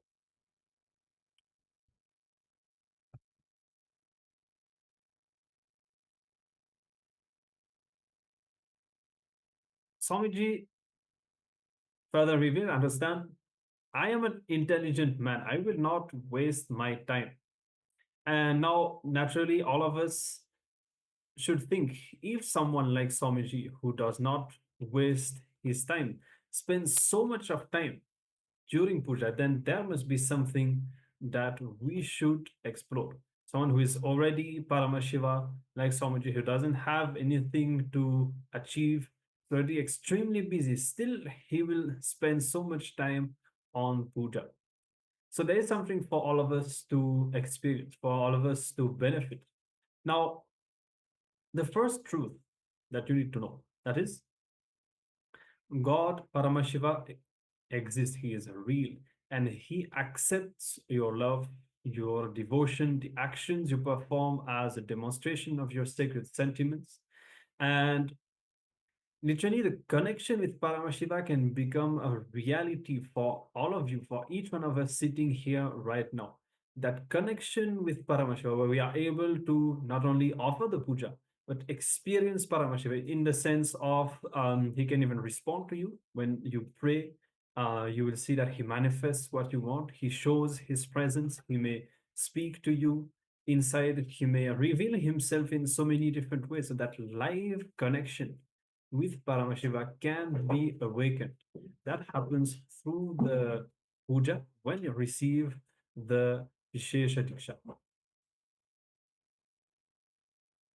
Now, manifesting powerful cognitions about the universe, that is devotion, and manifesting powerful cognitions about everything that exists, that is puja. That is literally what puja will make you do. When you develop such a strong connection with the divine, you will start naturally manifesting powerful cognitions about everything. And puja is the time you naturally manifest the most powerful sacred cognitions about life, about the universe, about God, Paramashiva, and especially with a little bit of understanding about the mantras or a bit of context about the puja. That is why we try to explain a bit about the whole context of puja here. Now, when you sit with those sacred sentiments and the bhava samadhi, It is literally a Shaktipada with Paramashiva himself. So you will experience a very powerful cognition, entanglement with Paramashiva. And that connection can make you manifest powers, the state of Paramashiva, the space of Paramashiva, and the powers can just do wonders. Swamiji says, really do not miss doing puja, especially for all of us who are already connected, already convinced, who have experienced Swamiji. Not doing puja is missing out. Now, Paramashiva puja physically is sitting and cognizing that the Archavatara, which is the deity form of Paramashiva, be it Atmalinga or even Swamiji's Padukas, and when you have to collect everything and offer, you invoke such sacred sentiments, and it's literally methodology of creating Kailasa, whatever you are. So if any one of us really want to create that space, surround ourselves with the Kailasa ecosystem, Swamiji says, start doing puja, and you will see that you will be able to manifest that. And Swamiji further reveals the Bhava Samadhi should be tasted when you are in the human body. Many times we look for the liberation, we desire to merge with the divine and all of this enlightenment, but Swamiji says you should experience it while you are in the body. The divine, connecting with the divine, experiencing the divine, and embody becoming the divine yourself should be experienced while the opportunity is there, while you are in the human body. That is what puja can do. Now, the fruit of puja is devotion, and the fruit of devotion is puja. The very beautiful statement that Swamiji has made on how puja can awaken the most beautiful sentiments and the highest state of consciousness inside you, and how, when that happens, you just feel like expressing that more and more in the puja. And those sacred truths and sentiments raising in your system and settling in your muscle memory and biomemory will tune you to be in the Shakti Pada with Paramashiva continuously. So just doing puja itself can keep you in such a high frequency where you are filled with inspiration, with confidence, with creativity, because Paramashiva and Swamiji are literally infusing you with energy, with Kundalini Shakti, just because of this one practice of puja. Yes. So some more details about the Atmalinga is that Paramashiva says in the Agamas that in the original Upanishads, he says that the Atmalinga is referred in the Kathopanishad. The Kathopanishad describes how the God particle is inside of us. It says Angushta Matra Purusha, size of the thumb, the God particle is. The Purusha shines just below our heart center and above the navel region in that area called the Ananda Gandha. So that is exactly the shape of the Atmalinga. Paramashiva declares that the best to hold the energy is the Spatika, which is a type of quartz crystal. But Atmalinga is not just a quartz crystal, it has been energized by Paramashiva himself, by the living manifestation of Paramashiva himself, who is our beloved Guru Swamiji himself. So the Atmalinga is given the initiation, and they are the 24 karat pure Spatika, and they are the embodiment of both Paramashiva and Paramashiva Shakti in one form. As the Linga itself is Paramashiva, on top of the Linga, the Shri Yantra or the Shri Chakra has been carved, making it a Shri Yantreshwara, a combination of both Devi Paramashiva Shakti and Paramashiva. And in the top of the Atmalinga, there is a dot called the Bindu, and that is the energy of the Guru. So all of the three deities are there in just that one Atmalinga. And it gives all of us that ability to hold Paramashiva's energy. And it holds the energy because of the Sri Chakra, it holds Devi's energy, and with the Bindu, it holds the Guru energy. All of the three energies are held inside of this Atmalinga.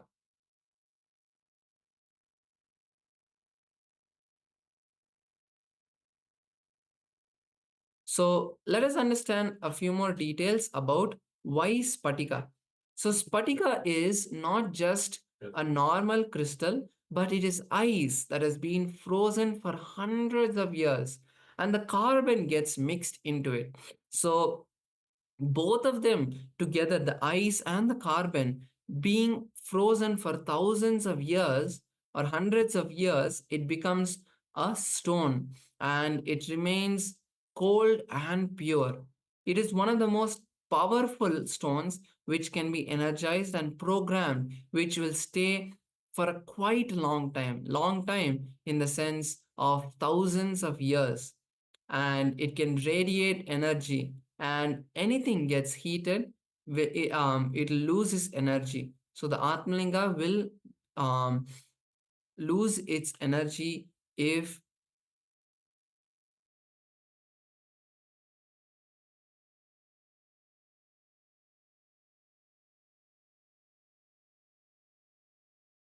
sorry, the Atmalinga will never lose its energy, but anything that gets heated will lose its energy, but the Atmalinga will not get losing its energy. It will stay for thousands of years. And even recently in the satsang, Swamiji mentioned about its ability to hold data, its ability to hold knowledge, as the recent scientists have found out that the quartz crystal, the Atmalinga, can hold the details of more than 200 petabytes of information. So that is the normal quartz crystal, but when it comes to Atmalinga, it can hold as much of knowledge as possible.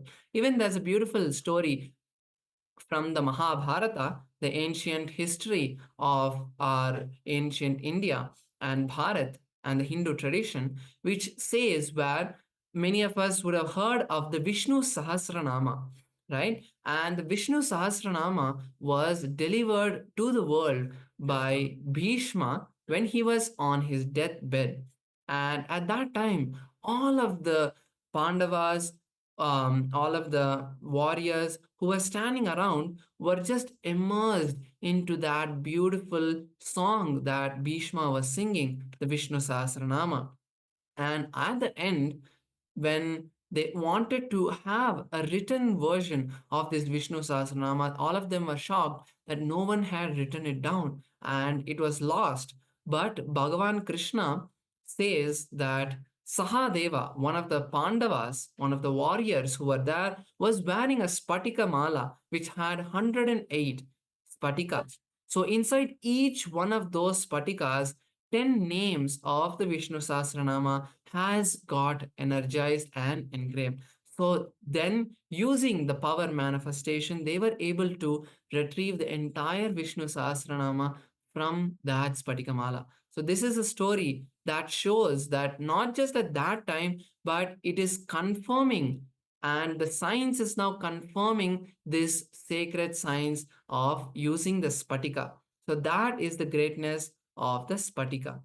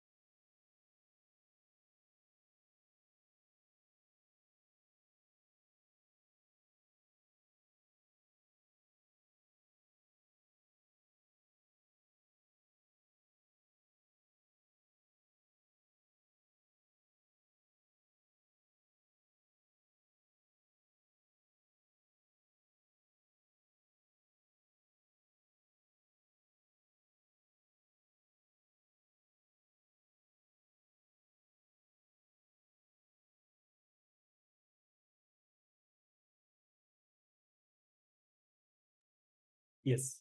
So as part of the Vishesha Diksha, there are sets of do's and don'ts.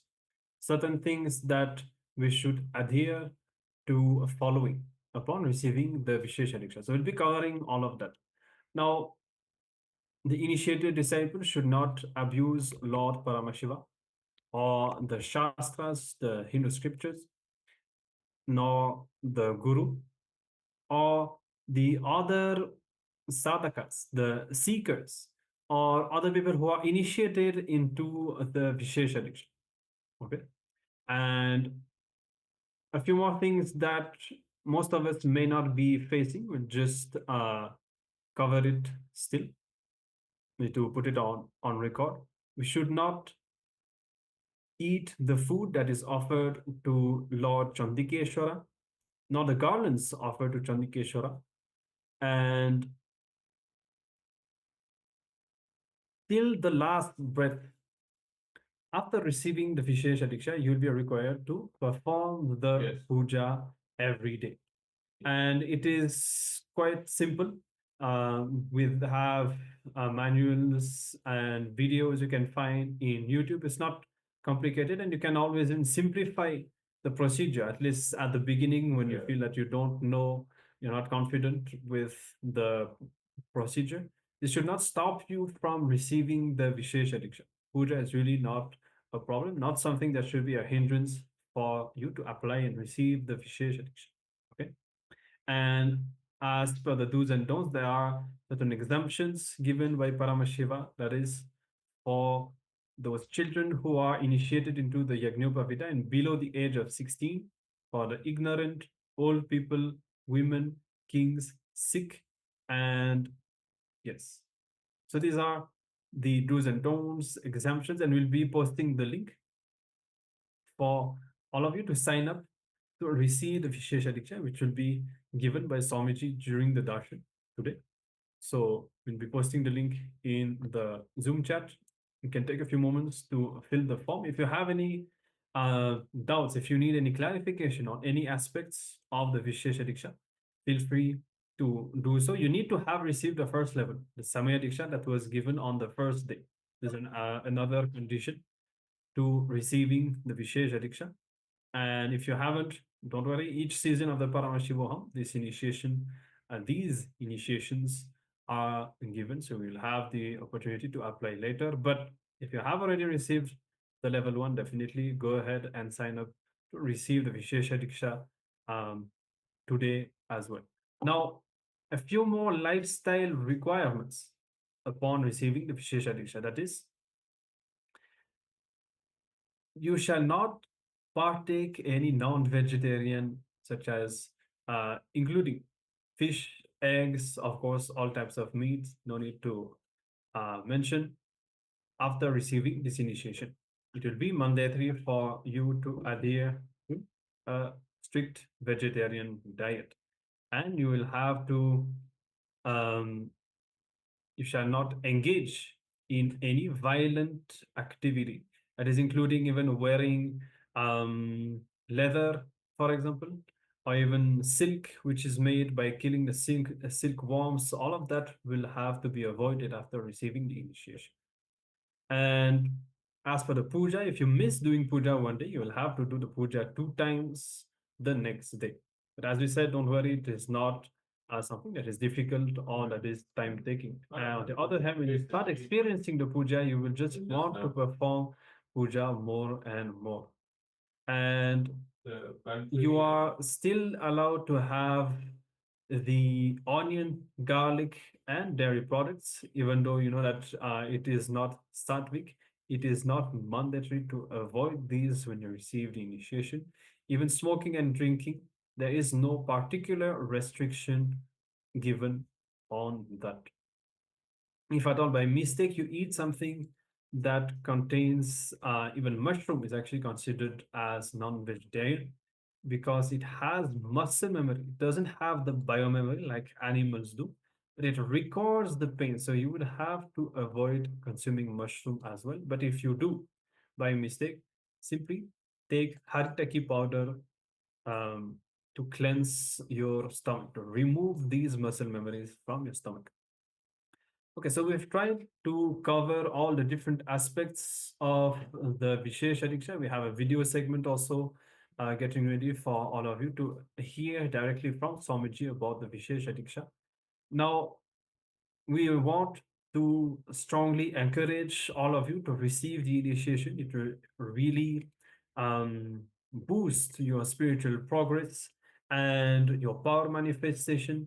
Even if any of you may be struggling with vegetarianism, transitioning towards a vegetarian diet, take that as an opportunity, as the time in your life when you decide to make this transition, because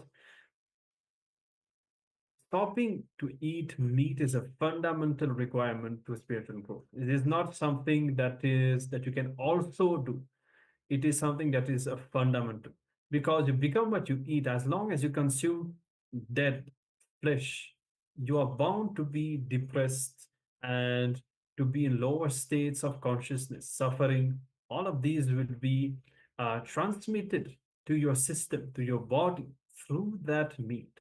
So just changing your diet itself, and when you start doing a bit more detoxification by taking haritaki and so on, you will see that you will transform a lot of the negativity, a lot of the patterns that you struggle with will you'll be liberated from these just because of this one diet change.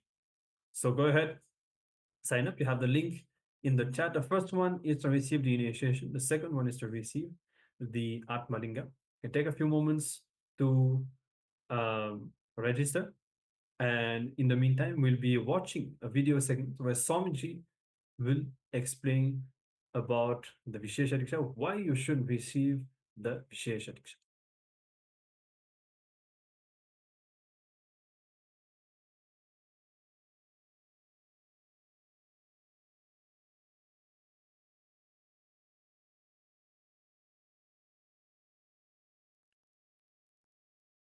Shiva Diksha is all about shifting the way you function from powerless cognitions to powerful cognitions. That's all.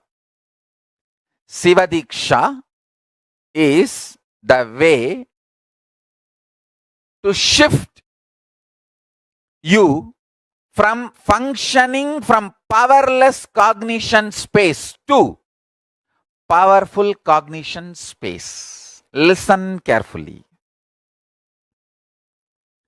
Understand life. Listen carefully and understand life.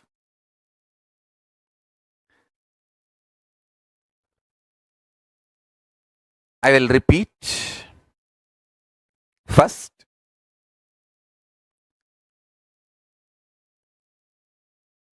your inner space is like a software which decides how your life will be. That's the first understanding. Second, if the inner space is filled with powerless cognitions, powerless, suffocating, wrong ideas about yourself, about your world, about God, it can be more and more suffocating, making your life difficult. And if you can start building the content of your inner space, powerful, start functioning from powerful cognitions, truths, understandings about you, world and life, you can become enlightened, manifest powers and all possibilities. Now listen carefully. The good news I have is your inner space can be beautifully reprogrammed.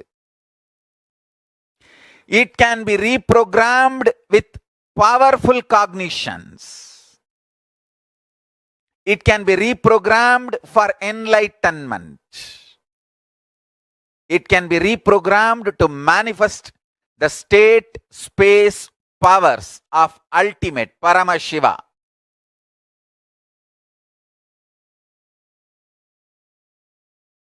I am describing the whole sacred secret as it is.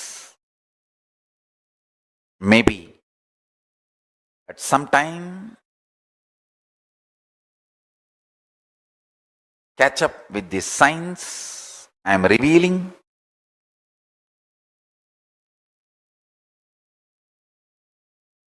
Listen, listen intensely. Maybe the modern day science will catch up with what I am revealing at some time, sooner the better for the humanity. Listen, your bioenergy is left inside your body when you assume the body.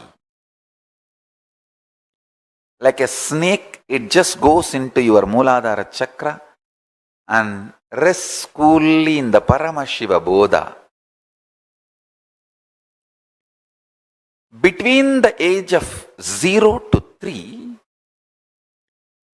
the first activity starts at one point. You start feeling, I exist. We say, na, the time I remember me. That happens between 0 to 3. The earlier it happens, better for you. The earlier it happens, the being is higher conscious. People who never miss that prajna, I exist, are incarnations. They miss just for a few days or few weeks, but within 1 or 2 months, get that I exist, are yoga prashtas. I have so many yoga prashtas in my Gurukul. When you assume the body, the Kundalini is left in your body. The Kundalini is bioenergy. Then within the 0, from the time of your birth to the age of 3, within the 3 years, that identity, I exist, wakes up in you. That is the Shikamani, Nagamani, develops on the forehead of your bioenergy Kundalini. Visualize your bioenergy as snake, and that idea you exist, that prajna, is the Nagamani. The golden diamond develops on your bioenergy snake's third eye, on that forehead. Now, when that starts, that is when your life starts. The perception of your life, the experience files of your life, good, bad, right, wrong, the binary logic or the Nyaya Vaiseshika logic, whatever you evolve as your existence or the lessons of your existence starts happening from that time your prajna starts feeling its existence. Prajna means you start feeling I exist, me, I am conscious. Now, that I exist starts developing upadhis. I am male, I am female, I am good, or whatever. I am good in something, I am. So this upadhis, the identities, ideas, patterns starts getting evolved in and around you. Listen.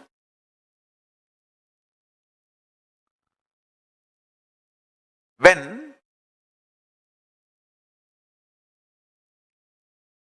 you get the prajna matured. That happens by the age of 7. The prajna means that your existence getting matured at the age of 7. By the age of 7, that starts happening. That is the time you start developing your will. This is what I want. This I don't want. This is the way I will be. This is not the way I will be. That will starts getting developed at the age of 7. Listen. When you are born, your bioenergy is left inside you.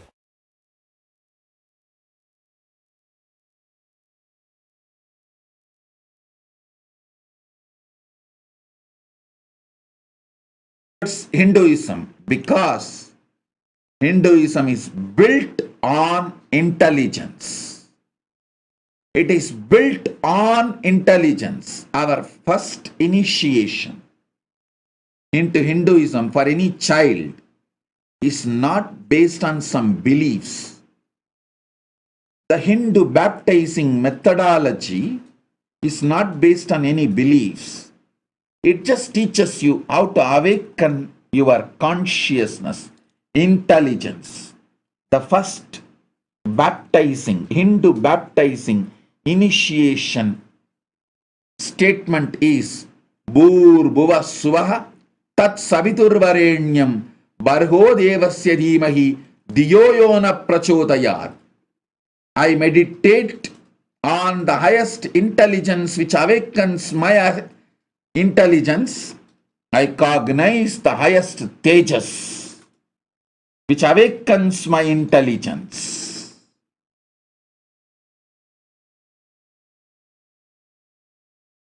Listen.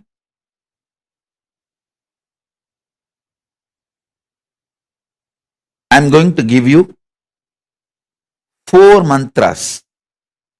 Gayatri mantra, then Shiva Diksha, Shiva Mantra. Gayatri Mantra will open Brahmaloka for you. It will give you access to Parabrahman. Samaya Diksha, Shiva Diksha Mantra will give you access to Paramashiva. And I will be giving you Mahavagya, which will give access to me directly. It means which will give access to all gods and all the lokas. So listen. You can use these keys any time you want. Please listen. I am an extremely responsible person. Whether it is some simple headache and physical problem, or grave dangers and crisis, health crisis or business crisis or life crisis or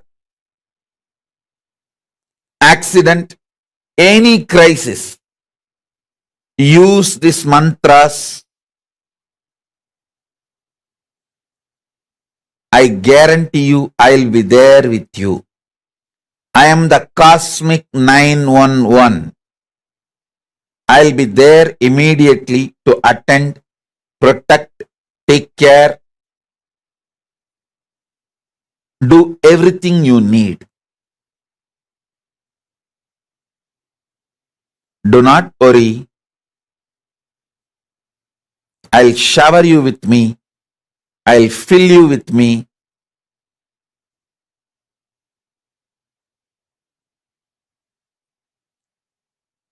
I will manifest me through you. Listen. Listen carefully.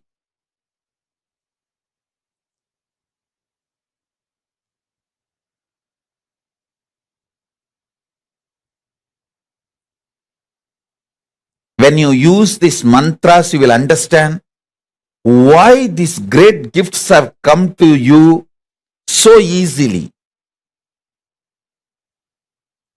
When you choose me, you have proven your commitment strength. You passed the test. That is why this gift for you.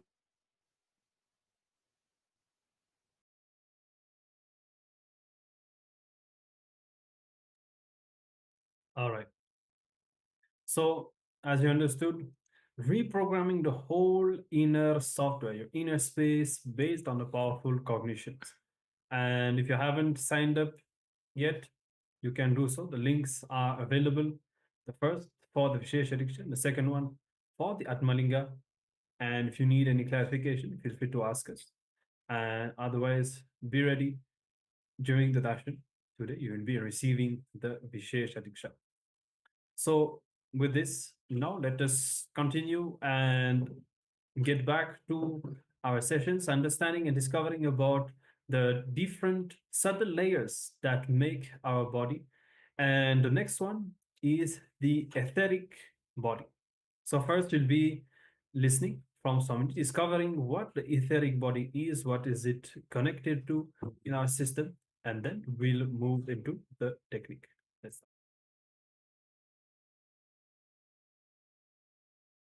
When your ego is hurt, when somebody is not respecting you, or when somebody is not treating you as you want, emotional pain means you have trusted somebody and he cheated you. That is emotional pain. A close family circle or a near and dear one, if he cheats you, if he disrespects your trust or love, that is called emotional pain. All these three pain memories are recorded in this etheric body. The big problem is, these pains are they are not just staying, they go on reproducing. And they attract the same kind of people in your life. You attract the same kind of people who will abuse you in your life.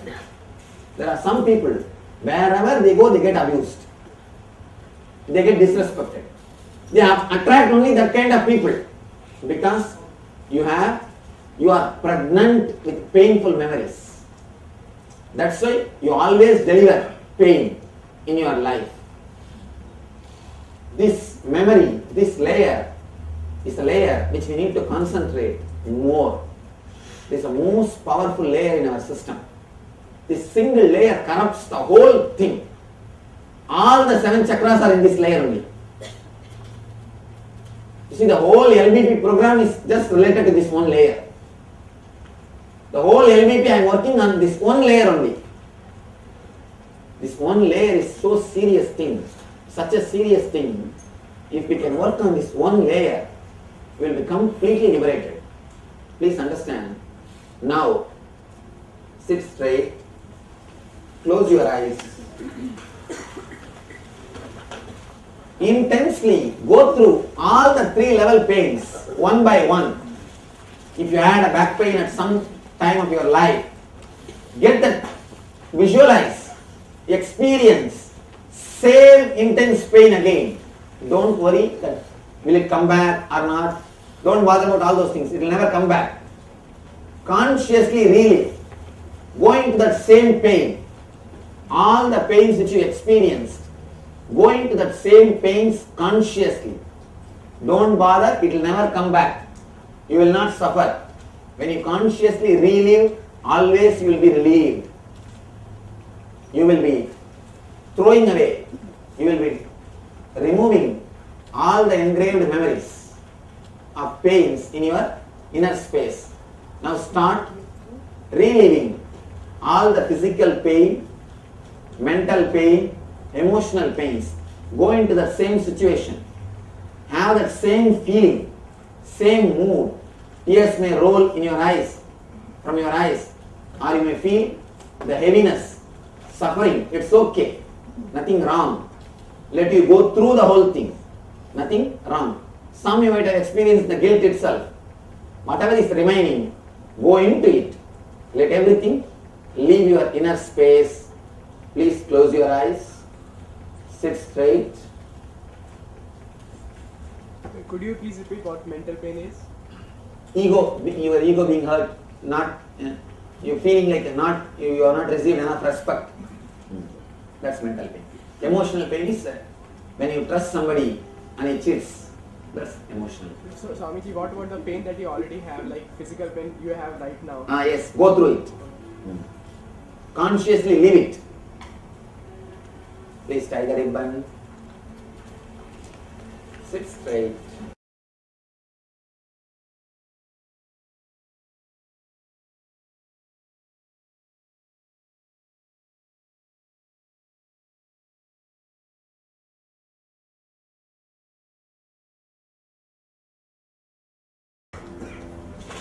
Tie the ribbon.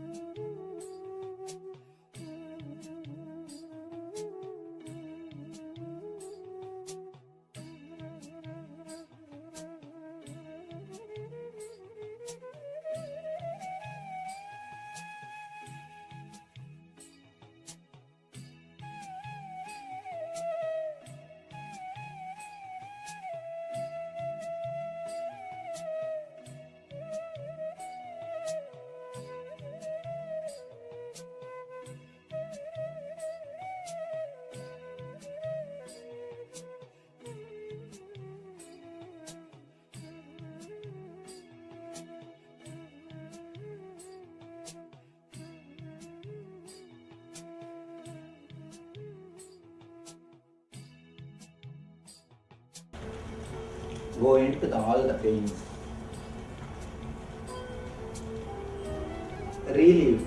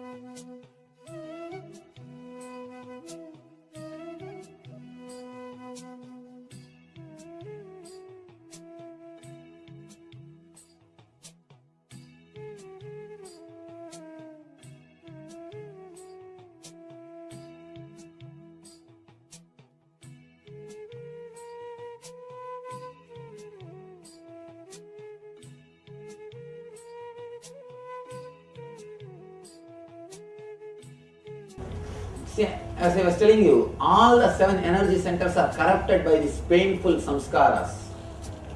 Here, I'll help you. Now it's of course this technique, directly we both are involved. Directly I'm going to help to work on every chakra, means I'll guide step by step to concentrate on every chakra, and the very meditation will energize or remove this negative engrams. The very awareness, very consciousness, when you are conscious of that particular chakra, that's enough, that itself starts activating the chakra. That itself starts releasing the painful samskaras, leaving the painful samskaras. I'll guide you step by step. Above all, the Master's presence also will help you.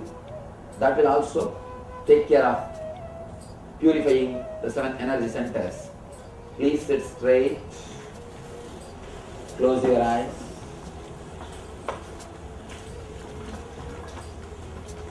Rider ribbon.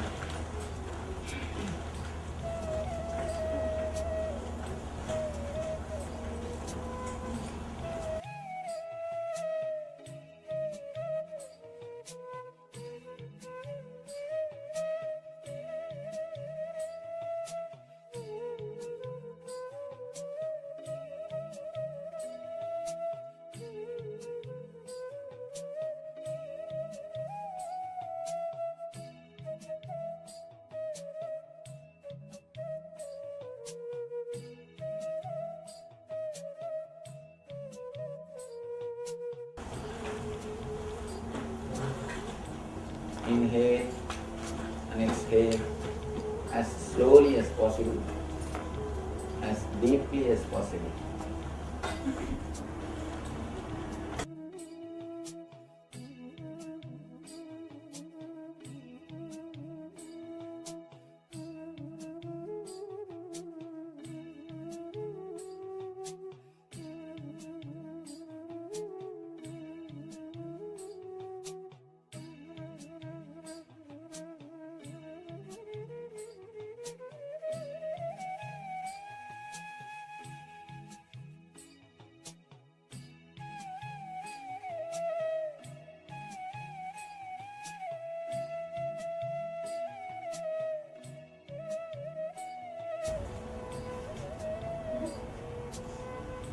Inhale and exhale as slowly as possible, as deeply as possible.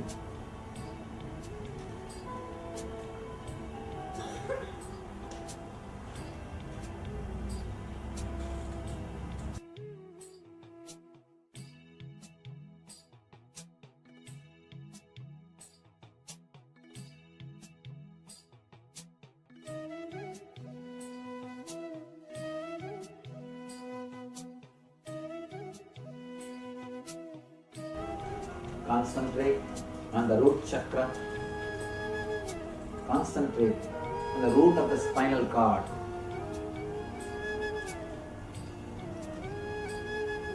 Feel the root of the spinal cord is vibrating with your awareness and consciousness.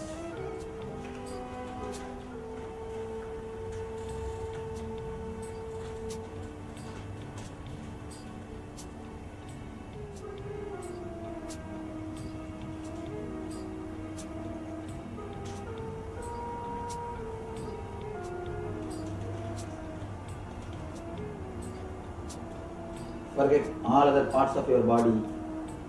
Just remember only the root chakra.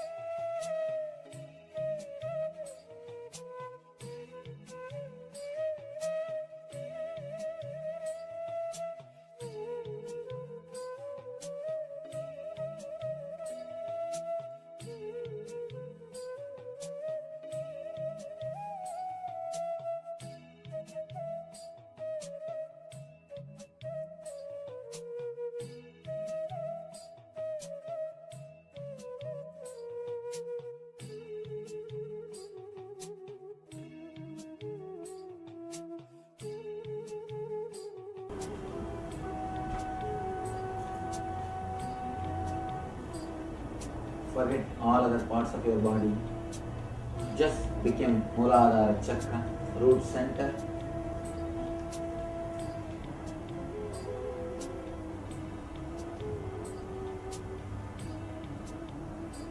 Let your root center be energized. Let your root center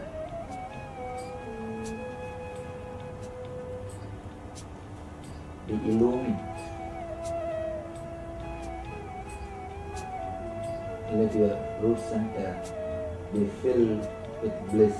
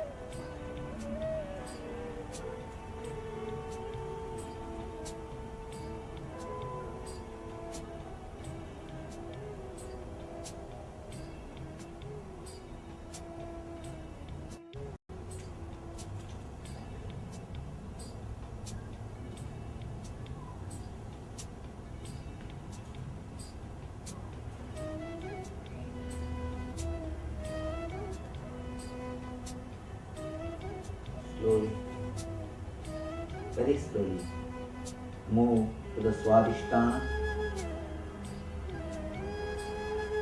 just 2 inches above the Mooladhara, 2 inches below the navel center is the place of Swadhisthana. Come up to the Swadhisthana.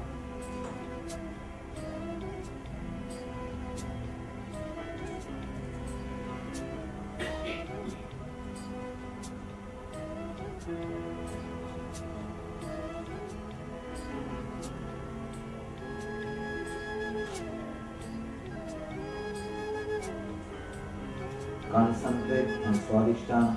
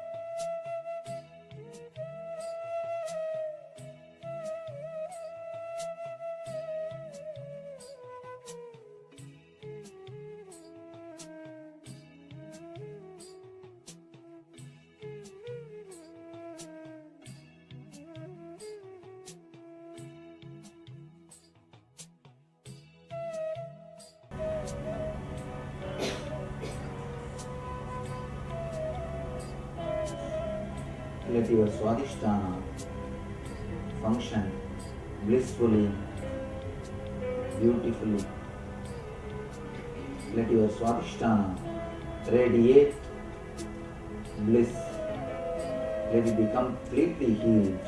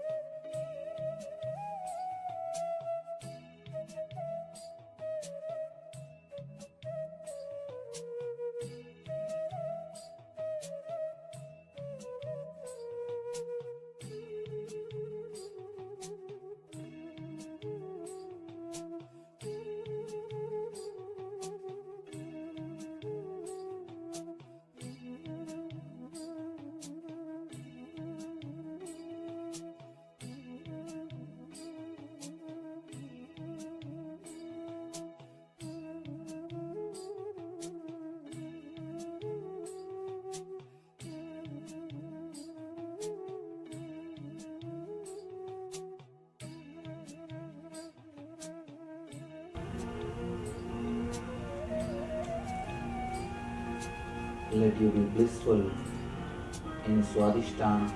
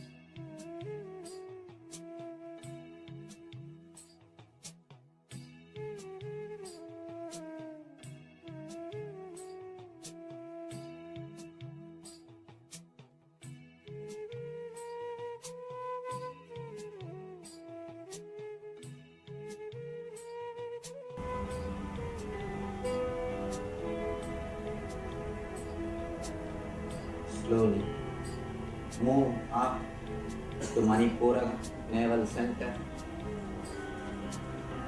Concentrate on the navel center.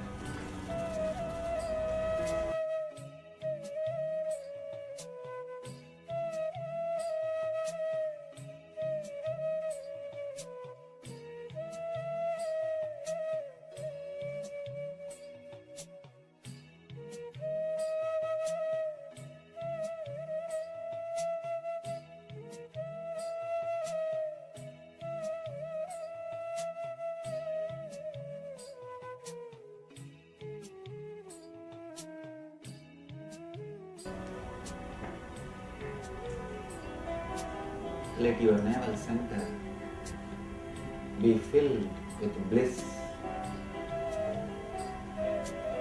Let your navel center overflow with healing energy. Let your navel center be completely healed.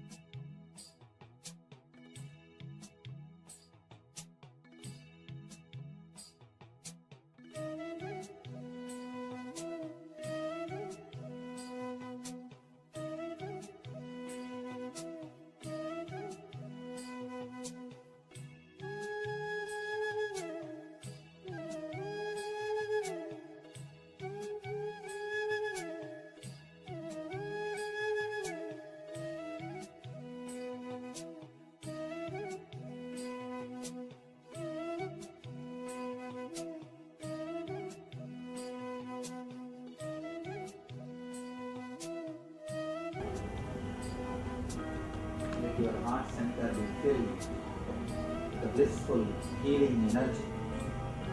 Let you radiate blissful healing energy. Let your Ananda chakra, let your heart center be filled with bliss.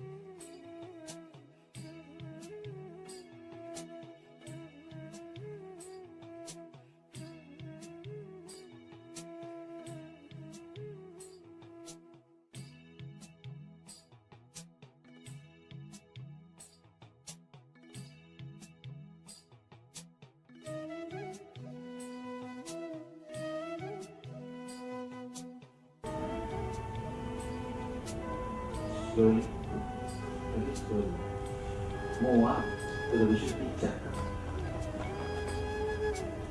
throat center. Let it be established in the Vishuddhi chakra, throat center.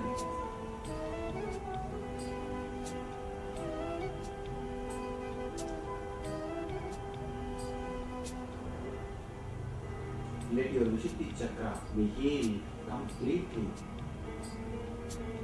Let your Vishuddhi chakra radiate joy and bliss. Let your Vishuddhi chakra be filled with the bliss and energy. It will be centered on Vishuddhi Chakra.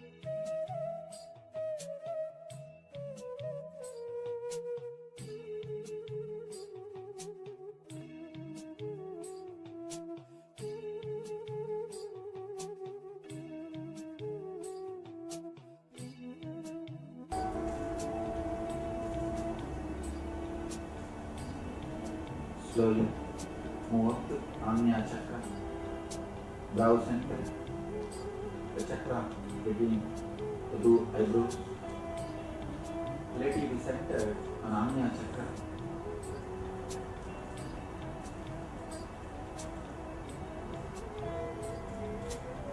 Relax in Anya Chakra. Do not concentrate, just put your awareness. Just relax in Anya Chakra. Let your Anya be filled with healing energy. Let your Anya radiate bliss. Let your Anya be filled with blissful energy.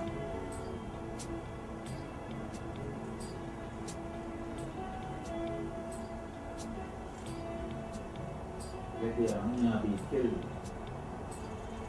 with eternal bliss.